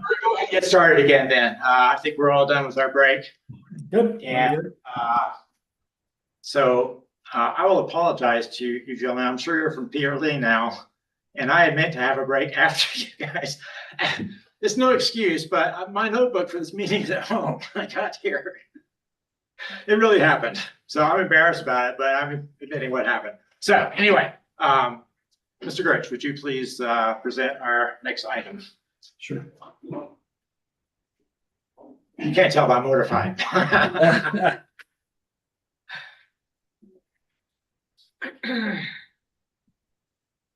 All right, so this next application is zoning zoning district amendment for Pete Lien and Sons. The applicant's Rich Marsh, which is he's in the back there. So we have the applicants here. If you have any questions later on. The address for the property is 792 Jonathan Quarry Hall Road. They're requesting a change of a portion of the property from agricultural to industrial. The application was sent for review to other county departments and agencies. Laramie Rivers Conservation District made their comments about erosion, soil degradation, and reclamation of disturbed areas. Whiteout also commented on that if there's any work that goes on in the Whiteout right-of-way, it requires permitting and licensing, which pretty sure Whiteout's been pretty involved already because they're moving the road and stuff. So, so they kind of know what's going on. We believe, the planning department believes the proposed zoning district amendment generally follows the suggestions of the Albany County Comprehensive Plan. This property is zoned agricultural, and the change to industrial is compatible with existing land uses and of the surrounding properties. And we recommend approval of the Pete Lien and Sons zoning district amendment, adopting and incorporating the staff analysis, findings, facts, and conclusions of law as each are stated in the staff report. I'll just add, if you didn't, you probably read it in there, but this is, they're changing this portion because they will have an unloading, offloading building where they're building a rail spur out there. That'll eventually go all the way to the plant, but right now it goes to this location where they'll load their materials and unload materials, which is what's requiring the zone change. So yeah, if you have any questions, I'd be happy to answer those, and the applicant's here also to answer questions. Vern, do you have any questions? Yes, thank you. I guess the first one is a background question. Now, how did we get here? This is all zoned ag. Rail terminals and mineral processing are not allowed uses under ag zoning. So again, is this another one of these? It's already done and we're trying to catch up. What, tell us about that. No. So there's that whole property is not zoned all ag. A piece of the property is already zoned industrial, and that's where their plant is. That's where they do their processing. The mining is done up on the hill, which I believe is on state or BLM land. Is it BLM? Bureau of Reclamation. Yeah, Bureau of Reclamation. So it's federal land that they have permitting for. So what this is this is just a different part of that big chunk of land that they already own, that they're zoning specifically for the loading of and unloading of materials on a rail from the rail line there. So. I'm looking at the map and I see an industrial piece off to the east, and then I see some industrial on the west side of 287. But there's a huge excavation out there, and I'm not objecting to it, but why isn't that industrial? That would seem to be on that ag land between 287 and this piece that we're talking about now. What am I missing here? The current rail spur, is that not on agricultural land? Yes. And so what are you asking? So the rail spur is not required to be industrial. It's the onloading and offloading area that where they're building a building there. That's what's required to be industrial. So there was no, I mean, the land disturbance, the huge cut and all, it's been going on for some time. That is compatible with ag zoning? It's not described in the zoning at all. It doesn't say rail spurs. Typically roads, rail lines, they're allowed in any type of zoning typically. Oh, okay. That just seemed curious to me on its face that something of such large scale disturbance was compatible with the agricultural zoning. I think burn might be referring to the quarry itself. Yeah, Well, the quarry is on federal land. it's exempt. It's exempt, yeah. Well, it's exempt, but the rest of it's on ag land. All right, well, I guess I was just. No, curious right, about that. So building a railroad across a piece of agricultural land is not considered an incompatible use. Is what you're telling me, yes? Yes. Okay, so because it isn't a terminal, nor is it, again, I'm just looking at the table of uses, terminal is certainly explicitly prohibited on ag land. As our mineral processing, but okay, that's where we're drawing those lines. And so this is going to be zoned industrial. If this goes forward, and then the other question I had, as I was looking at the map, what are the exempt properties that I'm seeing that are just across 287 from this? Like, what are they? Who are, I mean, what do you mean? Who are they? What are they? Why are those exempt? It's either state or federal land. It looks like a state land burn. Oh, okay, those two partial sections there on the west side of 287. Yeah. Okay. All right, again, my questions were just, it was a little confusing to me why we hadn't seen some previous notice of this by virtue of the agricultural zoning. I have no objections to it. It seems like an obvious adjunct to what they're doing out there. So those are the only questions I had. Thank you, Mr. Chair. All right. Thank you, Mr. Chair. So Mr. Gertz, how do you categorize this loading area? Is it part of mineral processing? No. What category of industrial use do you put it under? Sorry, let me look that. Rail terminal, I think is what it is. Is that in wait, that's on industrial? I'm just looking at the land use table. Yeah. Yes, that's where to find it. Not seeing. Look under public and quasi-public uses. Oh, Oh, yeah. okay, public, okay. We never look there. I didn't go far enough. Oh, I see. Yeah, that's one that would be prohibited were it agricultural. Correct. Okay. Yeah, because I just was wondering if, when you put in your staff report to always take into consideration all the different land uses, a certain zoning designation opens the door to, and you're thinking, I guess I don't know what the permitted lifetime of this facility is. I imagine it's decades. But sometime down the road, when it's exhausted its mineral resources, what happens to that little industrial swath? And I didn't know if it could be a conditional permit that just ran with this use, but sounds like not. No. And honestly, and you may ask that question, like, what are they going to do with it to the applicants? Because I mean, what they portrayed to me is they don't want that to be. It's not going to be a permanent facility. They want the rail line all the way to their facility, but it's cost prohibitive at this time. But I guess not putting words in their mouth, and you can correct everything I just said. So say, yeah, don't listen to that guy. But anyways, So it's a temporary yes. use. Okay, thank you. Go ahead, Mr. David. One quick question, is that, it's outside of the aquifer protection zone, right? Yeah, Correct. Yeah, okay.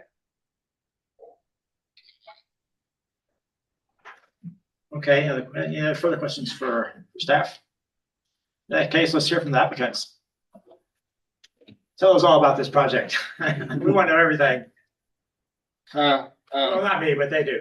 Okay, good evening. Yeah. My name is Rich Marsh. I'm representing P. and Sons. Welcome. Appreciate the opportunity here. I have read through the questions that had come forth. I have already been in contact with Holly Dyer prior to this to get a seed mix recommended. And so I know that was one of the questions that came up. But to answer the question, yeah, I mean, our goal is to continue the rail all the way to the facility. That'll be the best thing for us. This is we're planning on just loading and unloading, just loading basically cars at this point, at this location. And this was needed in order to do that. And was a result of us asking for a building permit, to put on one of the tracks. So.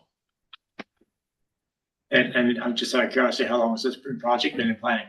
So, good question. I'm gonna say several years it took with Union Pacific.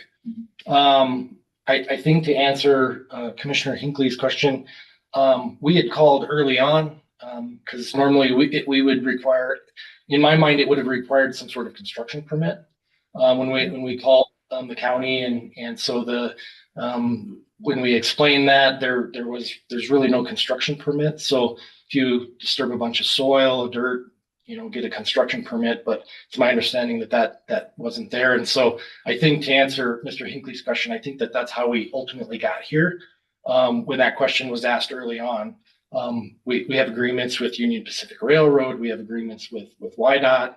We, did a lot of investigative work early on to do this, but this is how we're where we are here today. So, Berman, would you like to ask some questions? No, thank you for that. I appreciate the fact that you came to the county and asked what the situation was, particularly in reference to our last couple of applicants. So no, thank you for moving forward responsibly. Appreciate it. Yeah. Rob?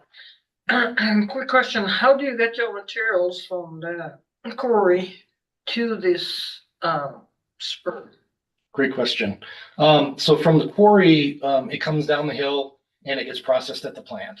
And then this location is about 2.5 or 3 miles down the Quarry Hall Road towards 287. We're roughly, don't quote me on this, but roughly a mile off of the road with this location. And so things get processed at the plant, and currently they get loaded onto trucks and they actually get brought into town and get transferred at LEDC. And so us doing this on our own property ultimately would reduce, the truck traffic from our facility. I want to be clear about that, into town, but it would simply get loaded onto a truck at our plant, driven 3 miles down the road, unloaded at this location, and then the truck would go back to our facility. Wow. Thanks, Mr. Chair. I have some questions that are just out of curiosity about so from where our house is, we see your plant. We refer to it affectionately as the Christmas tree plant. Christmas tree. From a distance, it kind of looks like a Christmas tree. Okay. And it's been really important for figuring out the weather outside. Because when you can't see the Christmas tree plant, we know it's a pretty good blizzard going on. So it's been an interesting landmark to us. But I was just curious if there's a commercial use for the overburden that is accruing on the hillside, or is that all product that you're able to process? I could maybe answer that outside of the meeting. Okay. I'm happy to answer that outside of the meeting. I want to make sure I understand what your question though is that there's some material up top at the quarry, and then there's some excavation material as a result of this project. Right. I want to make sure I get that answer correct. Sure. Yeah. I can follow up with, well, I'm sure you don't want to stay to the bitter end of our meeting. I'm happy to do that as well. Okay. Yeah. So the goal is to eventually continue this rail line all the way over to the plant. And are they going to have to come in and get an industrial? It's just for the terminal, not for the rail line itself. Correct. Okay. So it's already industrial zoning for the processing plant, so that's already in place. Okay, that's all that I had. Thanks. Great. I just have one question. Is the material still for pharmaceutical use? Is that what the limestone's being acquired for? That's what I remember originally hearing a long time ago, and it just sounded bizarre to me, but I was just curious. So I don't want to misspeak, but when you remove materials from a claim on federal property, it has to be used for a higher use than aggregate.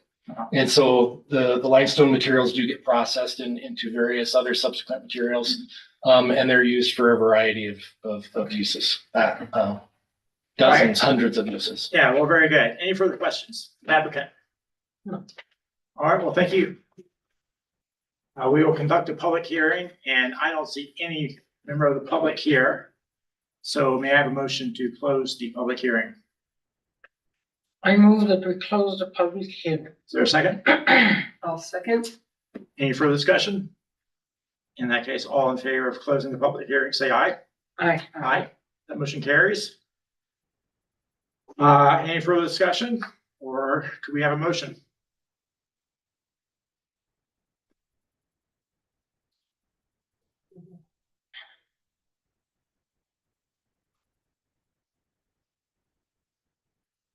I've already done my part. Mr. Chair, I move that we recommend the Board of County Commissioners approve the Pete Lien and Son zoning district amendment ZDA 07 adopting and incorporating the staff analysis, findings of fact, and conclusions of law as each are stated in the staff report. Burton, would you like to second that? I second. Oh, how about that? Very good. Any further discussion? Hearing and seeing none, we will conduct a vote. Ms. Hanning? Aye. Mr. Hinckley? Aye. David? Aye. And I vote aye. That motion carries. Congratulations. We're recommending approval. Thank you. Ultimately, the county commissioners have final say, of course. If they decide, we recommend. Well, thank you for your time. Thank you. You can leave if you want to, or stay. I'm gonna answer questions after. All right. Should we take a brief, can we take a brief? Sure, we can break? take a brief break so you can answer a question right now. Stop the recording, please.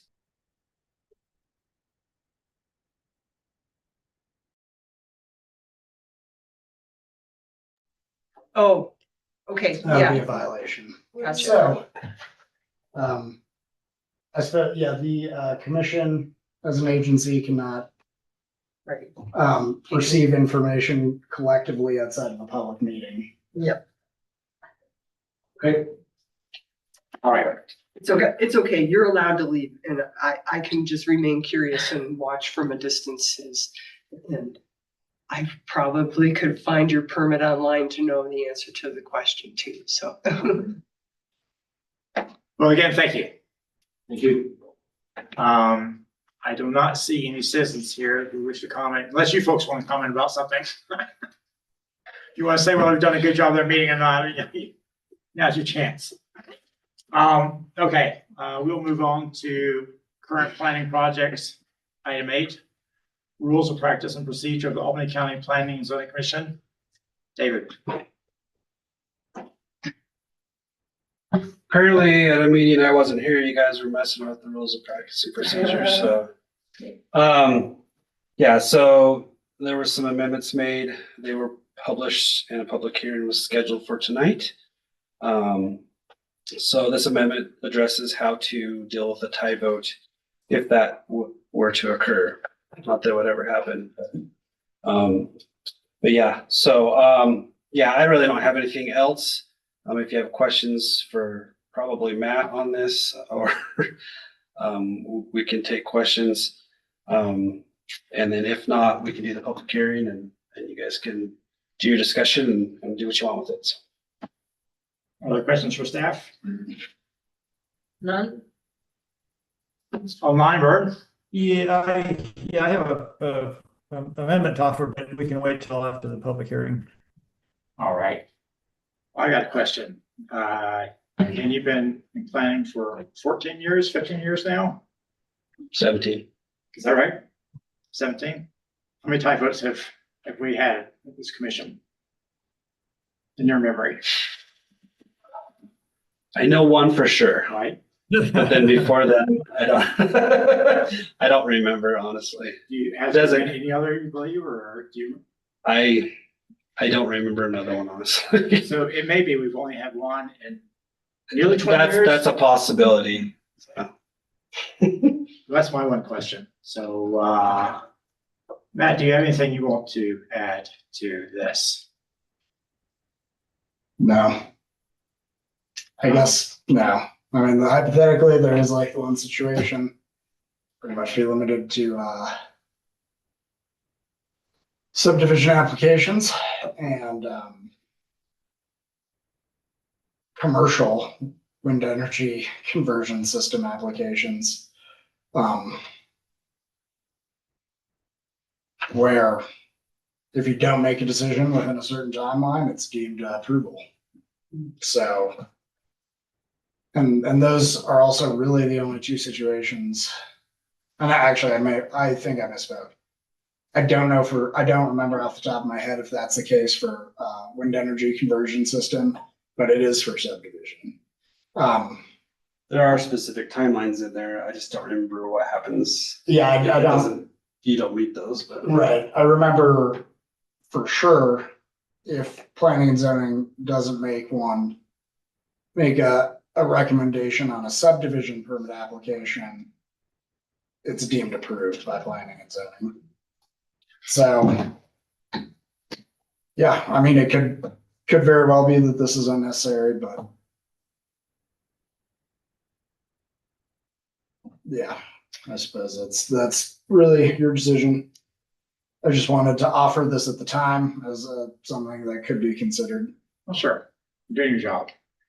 We'll conduct a public hearing. Are there any members of the public who wish to comment on this? I don't see anyone anywhere. So may I have a motion to close the public hearing? I move we close the public hearing. Second, I'll second. Sorry, I didn't have a mic off. It's a bird. Vernon has seconded. Any further discussion? In that case, we will conduct a vote. All those in favor of closing public hearing, say aye. Aye. Aye. Okay. So our discussion. Brent, why don't you go first? Yeah, no, it's a small matter. I think this covers it nicely, but it's a comment I made earlier, and perhaps Mr. Ayers would speak to it. But I appreciate the fact that we have recrafted this small change to be affirmative motions, so we don't have a situation where a tie vote on a motion to approve becomes a motion to deny. So I appreciate the fact that we reworded this slightly to require an affirmative motion either to approve or deny. My amendment would be to strike, I'm looking at the red line language in the handout, I'd strike everything after the word matter, specifically striking the words "and the PZC members favoring denial shall provide necessary findings of fact, conclusions of law supporting their denial." And the reason for that is something that Mr. Harris pointed out to me, that is covered quite adequately in the very last sentence of the bylaws, where it says, "Motion shall clearly state the proposed recommendation on the item of the board, including any proposed conditions, and identify explicit findings of fact, conclusions of law sufficient to support the proposed recommendation." So it strikes me that it's redundant to have that same admonition here, and in fact, slightly confusing in that it suggests maybe that admonition does not apply everywhere else. So I guess I would invite Mr. Ayers to comment on whether it would be more elegant rulemaking to simply strike the last half of the proposed amendment. Yeah, it certainly would be if it was a tie on a motion to deny, because then those findings would have been supplied. But I suppose if it's a tie to approve and the result is denial, then you would still need a second. Like then no motion containing the findings has been put forth at that point. No, but the previous sentence does not say that a failure of a motion to approve is accepted as a motion to deny. It requires an affirmative motion. A tied vote on a motion to approve or deny on a matter will be considered denial of the matter.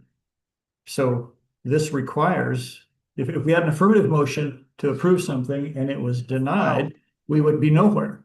And then we would require whoever was opposed to it to bring forward a motion to deny. Now that motion uncharacteristically would be approved on a tie vote. That's what this says. So I think we're covered. I guess I was thinking more of the matter as not the motion, but like the matter before. Because in that way, then it creates, if the matter is the motion, then we're in a circular loop of tying. And I read it the same way Matt's talking about. Yeah, Well, there So- would be no tied vote on a motion to deny yeah, you would unless get there the was a same- motion to deny. get the same result though. If you tied on a motion to approve and it was tie, then you'd be stuck in the same situation. Well, no, then you would simply have you would have done nothing, which is exactly correct. So then you would require an affirmative motion to deny, and someone would have to bring that forward. So we don't have that ambiguity of only defeating a motion to approve. Under these words, it says a tied vote on a motion to approve or deny. Tied vote to approve or deny a matter will be considered a denial of the matter. Oh, well, all right, I So- guess I would say deny a motion. All right, I would change matter to motion to make it completely clear. But then that just gets us in a circular loop where there's this wouldn't accomplish anything. No, what it would say is, okay, let's walk through this, and maybe I got this wrong. I move to approve XYZ. The vote is a tie. That motion fails as per normal procedure. Now we've done nothing. Somebody else brings forth a motion to deny. That motion receives a tie vote. What this says is that motion would succeed on a tie vote. That's the only thing we're adding to the bylaws, is the notion that a affirmative motion to deny passes on a tie vote. That's all we're doing with this correction to the bylaws, and that's all we need to do. As I read this, this says a tie vote on it, either way results in a denial.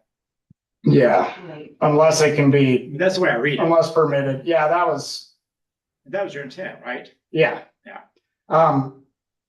So that would have to be, was permitted to, a tied vote on a motion to approve.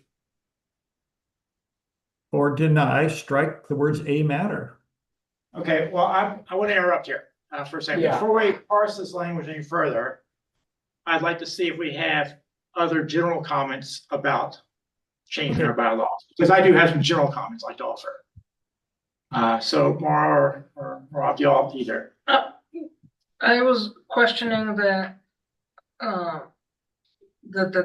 deniers have to provide, but I guess we're gonna probably strike that off anyway, so no, basically. Okay, well, I like to offer some general comments, and y'all can cut me off at any time since I'm the chairman. You know? So again, I'm opposed to doing this. I believe that tied votes are so rare that we don't need to amend the bylaws for this.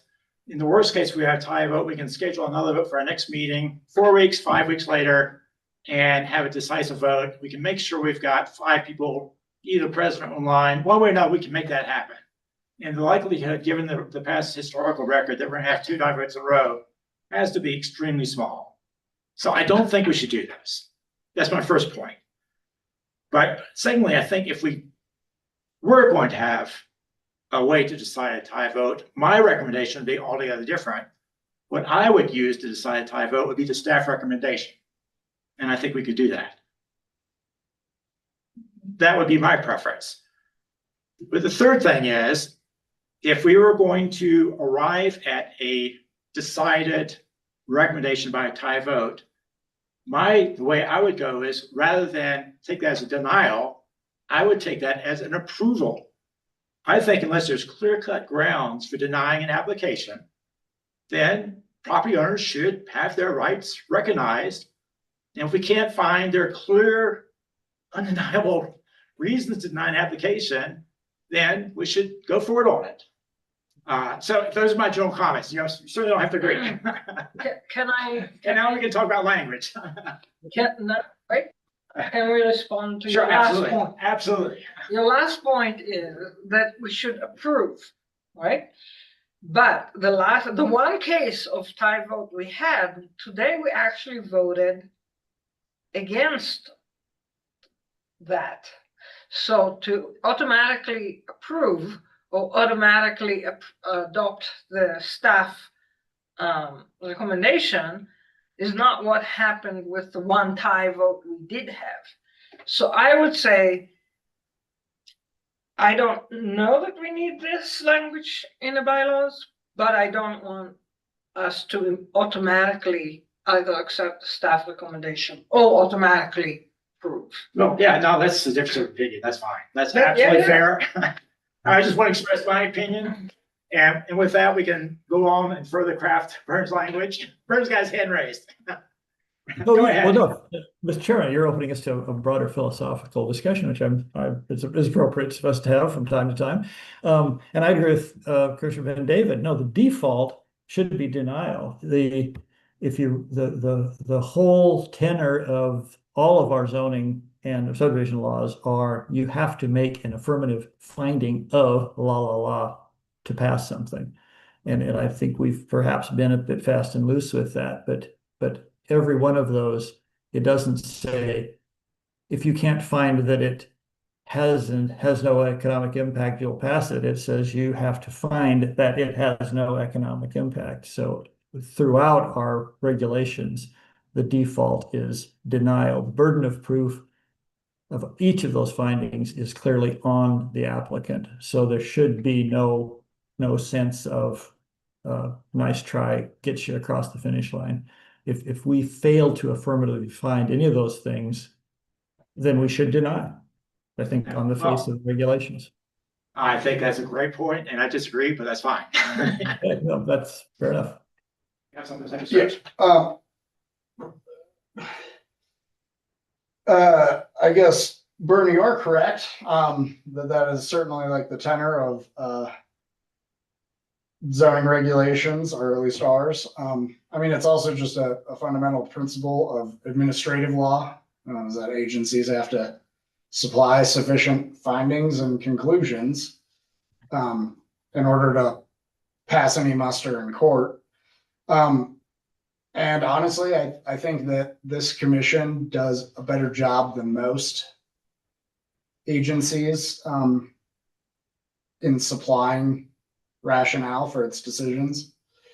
I mean, there's always room for improvement, just like anything, but I guess maybe sort of like the impetus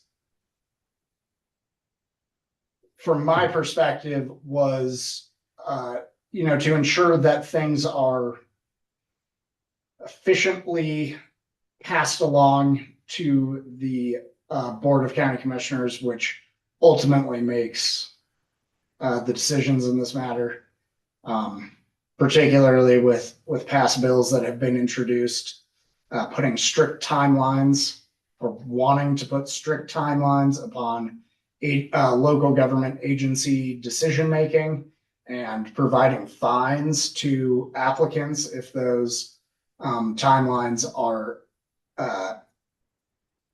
exceeded in a particular application. So I suppose with that, seeing that as a possibility, something that could come, I guess just to maintain that internal haste. And this would certainly do so, but I think it's also to recognize that while planning and zoning's review is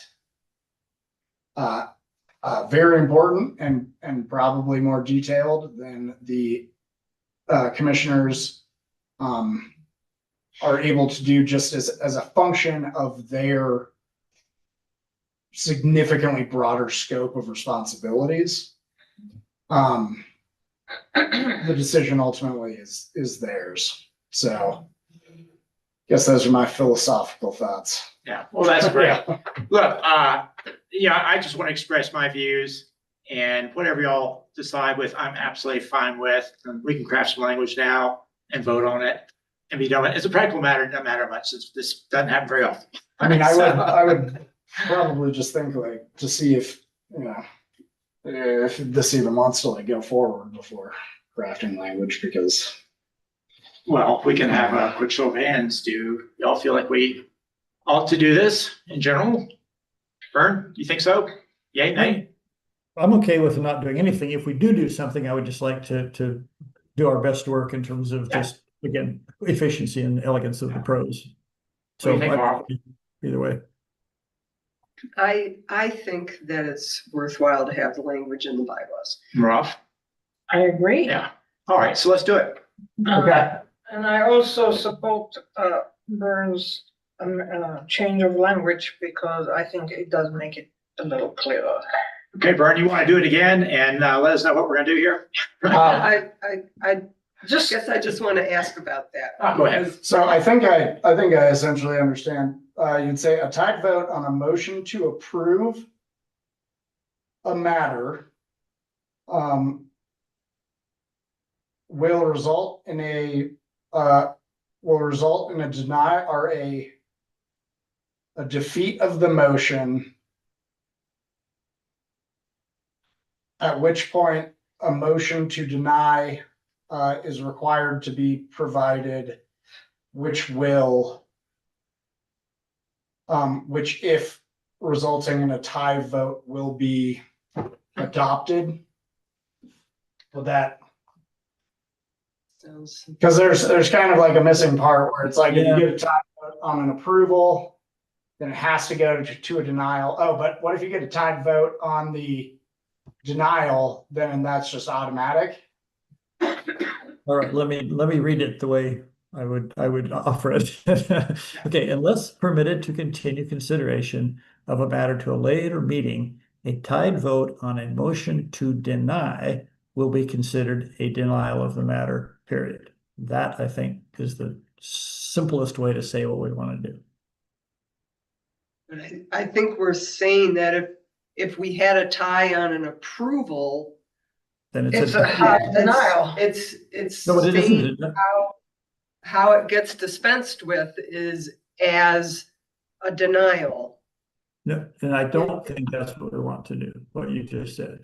I think if you have an affirmative, if there's a motion to approve, a tie vote, that motion fails, as any other motion would, and that's the end of that.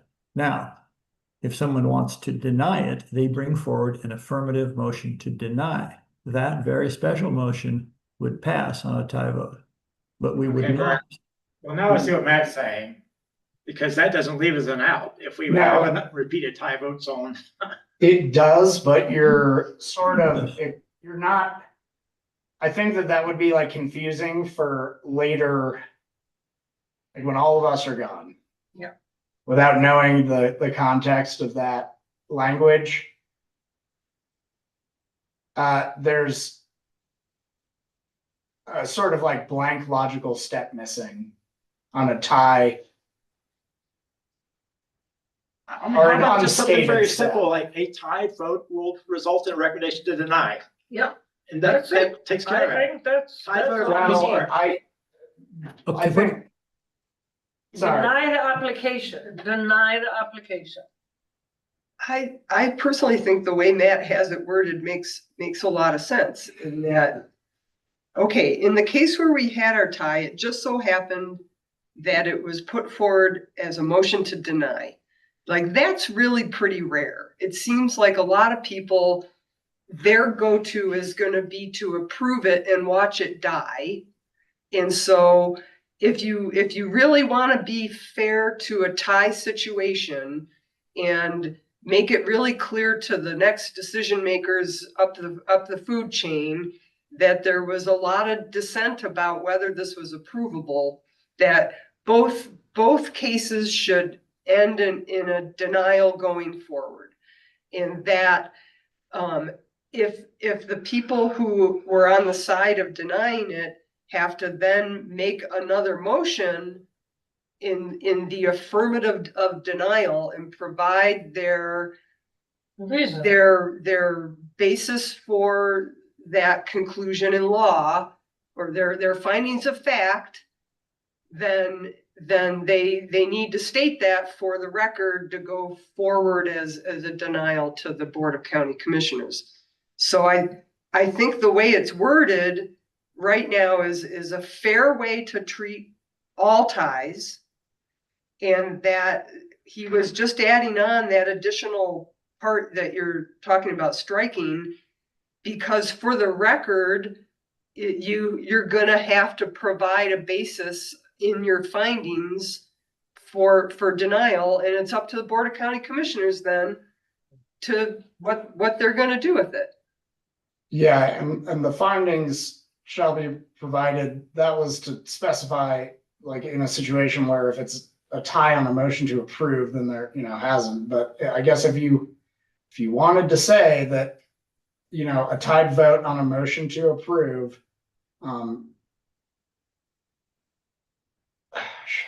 shall. Result in denial of the matter or the application. The thing is, it doesn't matter if the motion is to approve or to deny. The minute you have a tie, you default to denial. And if we already have to give a reason for what we vote on, whether approve or deny, we don't need to include it twice. That's what Byrne was saying. That's my point. All right, but I'll yield the point. If what I was suggesting was a simpler way through it, obviously it's not stand by the test of simplicity. I will just withdraw. No, Matt's language is perfectly good as it is. I just thought it was a little redundant. If we're going to deny things without having a motion to deny, then we need to have the reasons called out, and Matt's language does. So yeah, I'll fold my tent, Mr. Chair. If everyone else is agreeable with that, we could move forward to vote, and I would vote in favor of the language before us.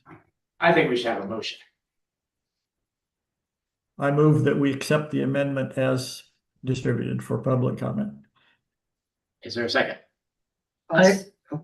I second. Is there any further discussion? We will vote. Ms. Van David? Aye. Ms. Henning? Aye. Mr. Hinckley? Aye. And I vote aye also, so that motion carries. Congratulations, Matt. I thought it would be ironic if you two voted against Still in it. my Sam. better. No, you tried to deny it. That's fine. All right, no, that was a good discussion. So thank you all for that. Let's see. Staff updates. David, what do you have for us? Mr. Chair, so the previous meeting, we worked on changes to the subdivision regulations, and part of those changes were to move the mobile home park and campground standards out of there.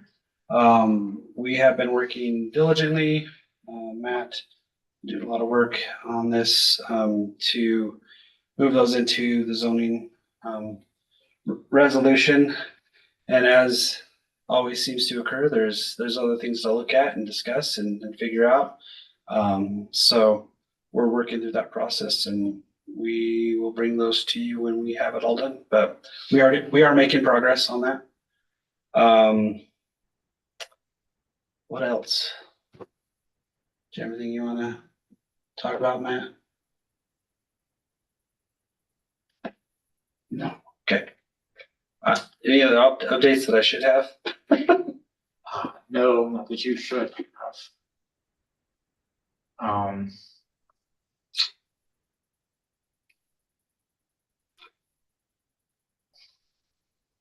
Have you thought about talking to each of the commissioners and just see where they stand on the growth plan and see if they want to move forward, how they might want to move forward? Just some sort of informal discussion. Informal discussions I have had with those that I've had. No, have you thought about doing that? Again? Or what are you talking about? I've talked to people. I've talked to our commissioners. I know where some of them stand, and they're not, they don't necessarily want to move forward with some of that. I mean, there may be some things, but I mean, there'd have to be specific items in the plan that I'd have to address, I guess. Yeah. But And how recent have you done that? one of them I haven't discussed anything recently with, but I know where they stand, if that makes sense. Yeah. The other one, yeah, I don't know. I mean, if you want me to do something like that, I can reach out to them individually Or and in public meeting, probably. probably in a public meeting, yeah. And have you had any contacts with the city in the past month or so or about the growth plan? No. Okay, that's all I want to know. You don't have any questions for David pertaining to projects? No? Okay, thank you. Yeah, it was Cheryl. Bird does. Go ahead. Well, yeah, I guess I'm still chewing on the commercial thing as I'm looking at the land use tables and your response, Mr. Gertsch, was sort of trying to find your way through a forest of language, none of which is particularly on point. When I look at what a dwelling is defined as, it talks about guest houses and in-law suites are the words that are used, which doesn't sound to me like bed and breakfasts, which are explicitly defined under a commercial heading. So I guess I'm just feeling like maybe we need to chew a little more on this whole business that comes up periodically, and Centennial is the nexus for it, but it's happening all over the country of how do you handle these short-term rentals, whatever the right term is. So it seems like we left that last time that you guys were going to look into that a little bit, what other jurisdictions are doing. I'd like to see some brighter lines, I think, in that. Any thoughts on that, Mr. Gertsch? We can look more into it if you would like. I know the city of Laramie's stance is they're hard to enforce and not worth their time. I know that other jurisdictions are like that. I know that the Teton County just doesn't allow them. I think there's one area that they're allowed, but it's kind of a not maybe, but there's like a non-conforming type situation, I think. And they define theirs as short-term rental.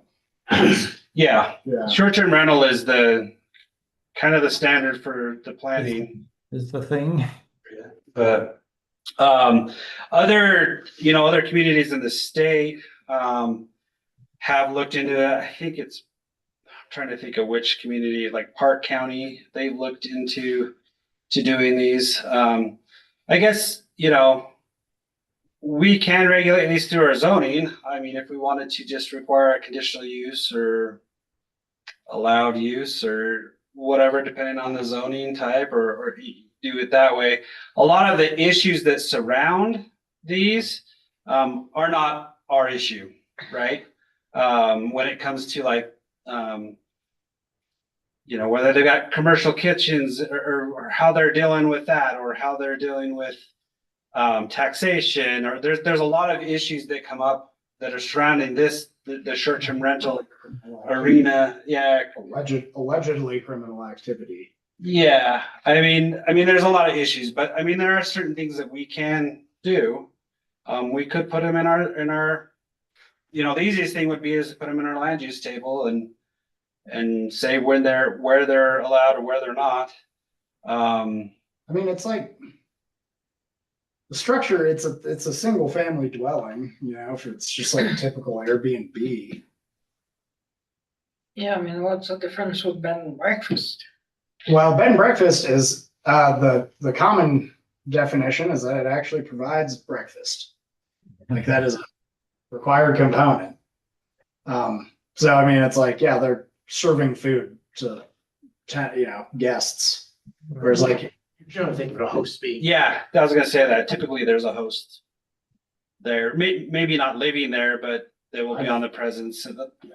I've been in one, and there was a host there, but they didn't. I've never Yeah. stayed at one where the host is like on the property. Oh, really? Yeah. Oh, yeah. They I've been in were so there for many- breakfast, but That's where it Bed and came from, breakfast though, without- where we practice this today. I mean, it started out as a host, Yeah, Yeah, it was like breakfast. like an extra bedroom. right. It has definitely changed more into like it's a investment.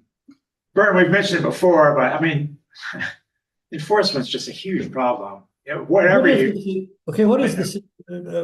David mentioned that the city, they drawn some lines? Have they wrapped some language around this? You said they'd never enforce it, but have they established some signboards? No, not that I'm aware of. So they just talked about it and concluded that it was a lost cause. Yeah, Now, my conversations with them has been a few years ago, but that was their, like, their comments were, we looked into them. Enforcement was a nightmare. They had actually reached out to some other communities. And just, yeah, they concluded it wasn't worth it. Well, But do we even that doesn't have, mean we have to follow them either. Like, I'm just saying what I was told, because like I said, there's other communities.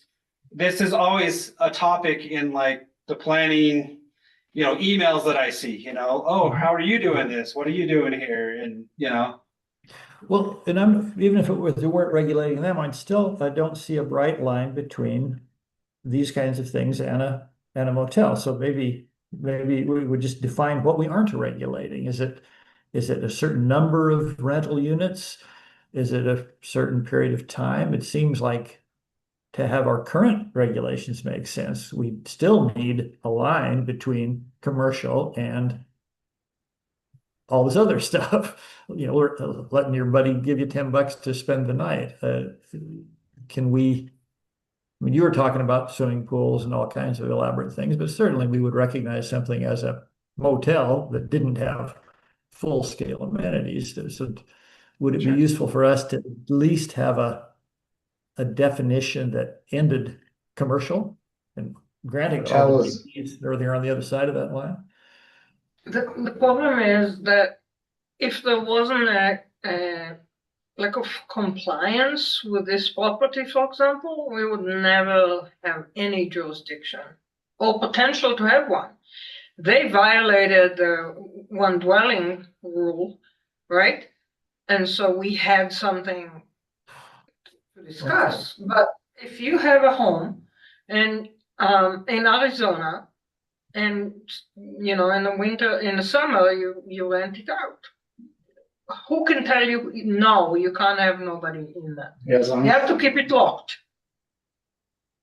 Okay, so maybe you've answered my question for me. Thanks for that. So it is in the dwelling, and we allow multifamily dwellings, but I couldn't have a 10-family dwelling. Is that right? Then it would be outlawed in the zoning because it's 10 families, whether they're paying or not. Is that correct? If there's 10 units, right, that's multifamily dwelling. Okay, and so now maybe I'm looking for, when does multifamily dwelling become motel? Well, motel provides lodging and parking in which rooms are usually accessible from an outdoor parking. So those are rooms, not dwellings. Right. I mean, I guess yeah. I mean, multifamily to us is like 3+ dwellings in the same building or whatever. I mean, that's all it means. And a dwelling is defined by having, bathroom, living areas, and a kitchen, basically. Okay. So a motel wouldn't necessarily have a kitchen, but I guess they could have. What if it has a sink, microwave, and a hot pot? I guess, yeah. I mean, That's a great line. Yeah. A lot of them do. I'm thinking if you take a drive around town and look at 100 buildings and they're either motels or homes, you can get it right 100% of the time. It's pretty easy to look at a hotel and say that's what it is, and pretty easy to look at a home and say that's a home. Right. I mean, I know you want to draw some lines, but if we're looking at just like the commercial aspect of it, so if somebody buys, 3 or 4 different houses, which happens, especially in Laramie, and they rent out each of those houses, now are we trying to look for people that are renting out houses that don't own them? Is that, I mean, well, I don't know. I just don't want to get like into this whole, I don't know. I mean, we can define short-term rentals, and if I guess we want to define short-term rentals as a commercial use, we could say that, I mean, I guess that's how you clarify that, but I don't know exactly how you're trying to get to what we're trying to get to. So I don't know how to answer it. Maybe I need to think about it. Well, that's why I don't. We want to tax. What's that? Okay, so Centennial kind of becomes is a place where this happens a lot, and I'm not saying that people who come to us and say, oh, I don't like strangers driving down my road. That's not health, safety, and welfare of the county. That's just NIMBYism. But when I hear the people in Centennial, as we have as part of this last little discussion, talking about the influx of snowmobilers dragging in their 15 snowmobile trailers to rent a place, and it does affect the health, safety, and welfare of the community and just the character of neighborhoods that we try to preserve through zoning. So I have some sympathy for the folks who argue that when a neighborhood is turned into short-term rentals, that's a different neighborhood, and it's different in the same way that going from R1 to R2 to R3 in the city would be. And that is something that perhaps is worthy of zoning address protection, if you will. You think it's just a can of worms? Don't go there. Well, and that can happen in a regular neighborhood too. Like with somebody that owns it, they can have all of their friends and stuff. Like I have people next to me that like for the first few years they lived there was a party every Saturday. They had like their own porta potty outside, and there was like people everywhere. It's like, and these guys weren't into short-term rental, you know? All right. I mean, honestly, I think that in the discussions that I've had with other people in county government, like some of these representations about particularly like the history of Centennial may not be wholly well founded. I mean, there really hasn't been much there historically other than what logic. So I suppose that if this commission really wants to explore that issue, there needs to be, I think, more study and survey of just Centennial and its residents. Yeah, what I think is interesting too is like a lot of times when these folks will talk to us, I actually have a letter somewhere from an attorney who said in their letter they have these short-term rentals and there's a lot of out-of-state plates that are going up and down these roads. Right. And I think 50% or more of the properties are owned by someone from out of state in that area. I'm not saying we don't like greenies, but to Matt's point, if this is something we're interested in studying, I'd be happy to pull together what I can find and bring it to you guys. So. I mean, this is an issue in New York City. That's what kind of also sticks in my mind. This goes from the biggest to the smallest. So I bring up Centennial just because it was impressed on us here in this last few weeks. But no, it's a much bigger issue than that. So I don't know. What do my fellow commissioners think? Is this worth having David spend some time on? I don't think so, because we'll come to the conclusion that we can't draw a really clear line between, my mom came and stayed in my house while I was on vacation in France, or I rented this place to someone offline. So the line between commercial and non-commercial short-term use of a place is really murky. And I don't know that it's our responsibility. If the residents of Centennial have a problem with this, they should draft covenants. They should have their own internal, I don't know that. They could incorporate. They should be a town. They can incorporate, exactly. I mean, I don't understand why we should. I'll go for it. Incorporation. Yeah.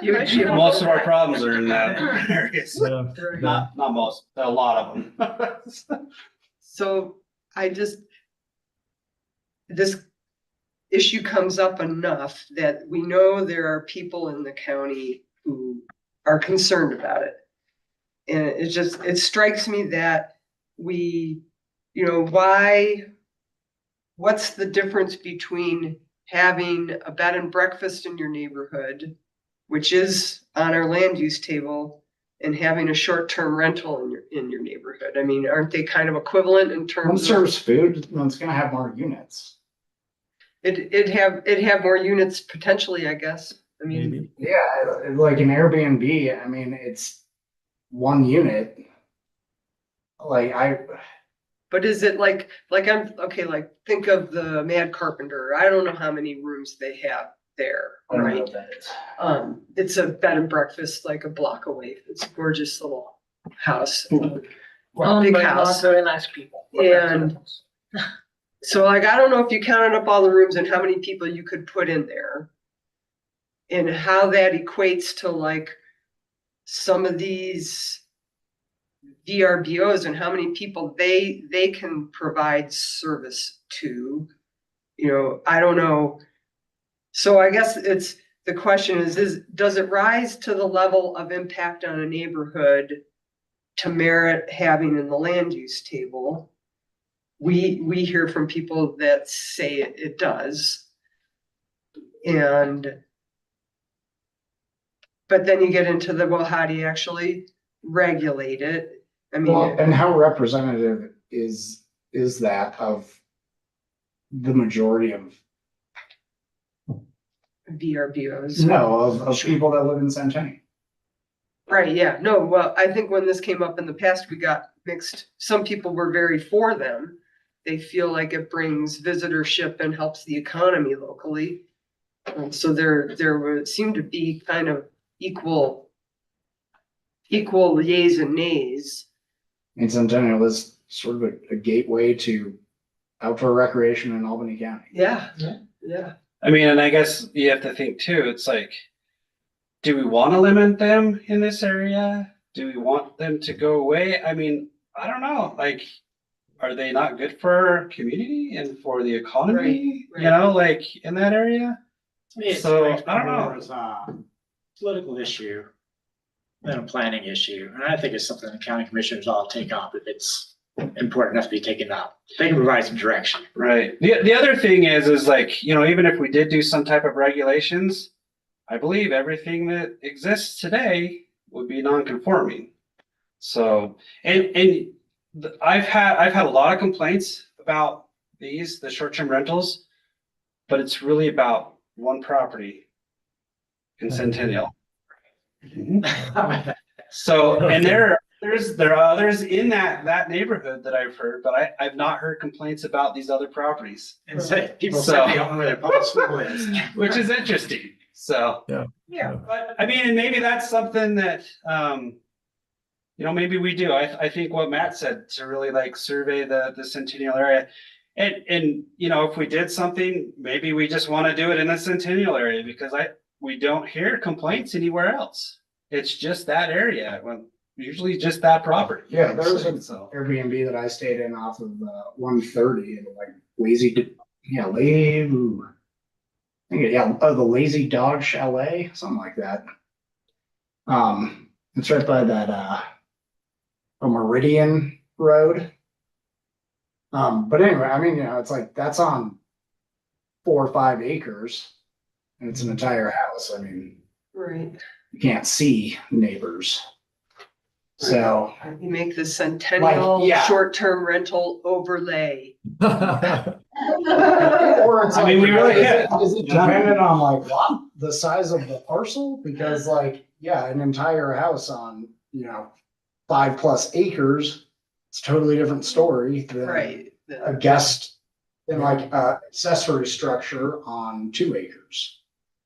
Right, yeah, the impact to the neighborhood, you know, is different, Yeah. for sure. And it usually probably is, as David said, it's the people operating rather than the size of the lot. Yeah.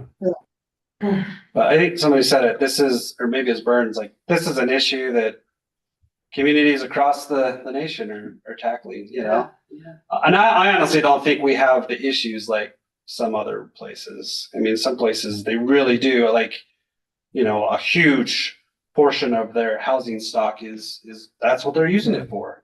Also, I So- mean, I've also read articles that the Airbnb bubble is kind of bursting, like especially early pandemic, there was a huge rush of people buying up single family dwellings to rent it out as an investment.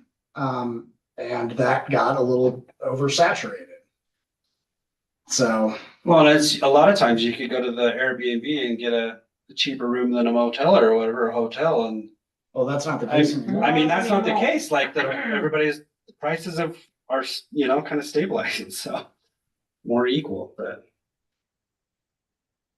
I don't know.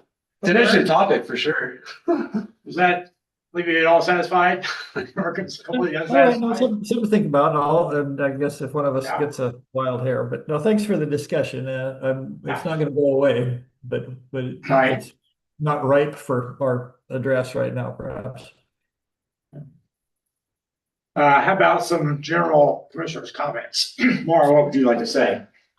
Just that the next regular meeting on our agenda has this date on it, so we Yeah. need to update it to September 10th. That, All right. Yeah. We'll do something about that. but no, I don't have any. How's your problem? I was gonna make the same comment. Vern? Nope, thank you very much. Okay, I got one comment, and I want to thank Vern for taking the time to be here, even though you're involved in setting up a house. And it looks like you got sort of a fuzzy eyeglass. Oh, yeah, I'm still fighting. Last thing, one of your eyes, so thank you for being here, Vern. You'd have a quorum if I was counting, there'd be 6 of you, what the heck? And David, do we know when the next meeting will take place? Yeah, September. We'll just say September. Just a second, I can tell you. I think That's it's it, September 10th, so Laura just said. Yeah, I think it's September 10th also. So our next regular meeting will be September 10th at 5 PM in this room. And with that, I will adjourn our meeting. Thank you. Thank you. In recording.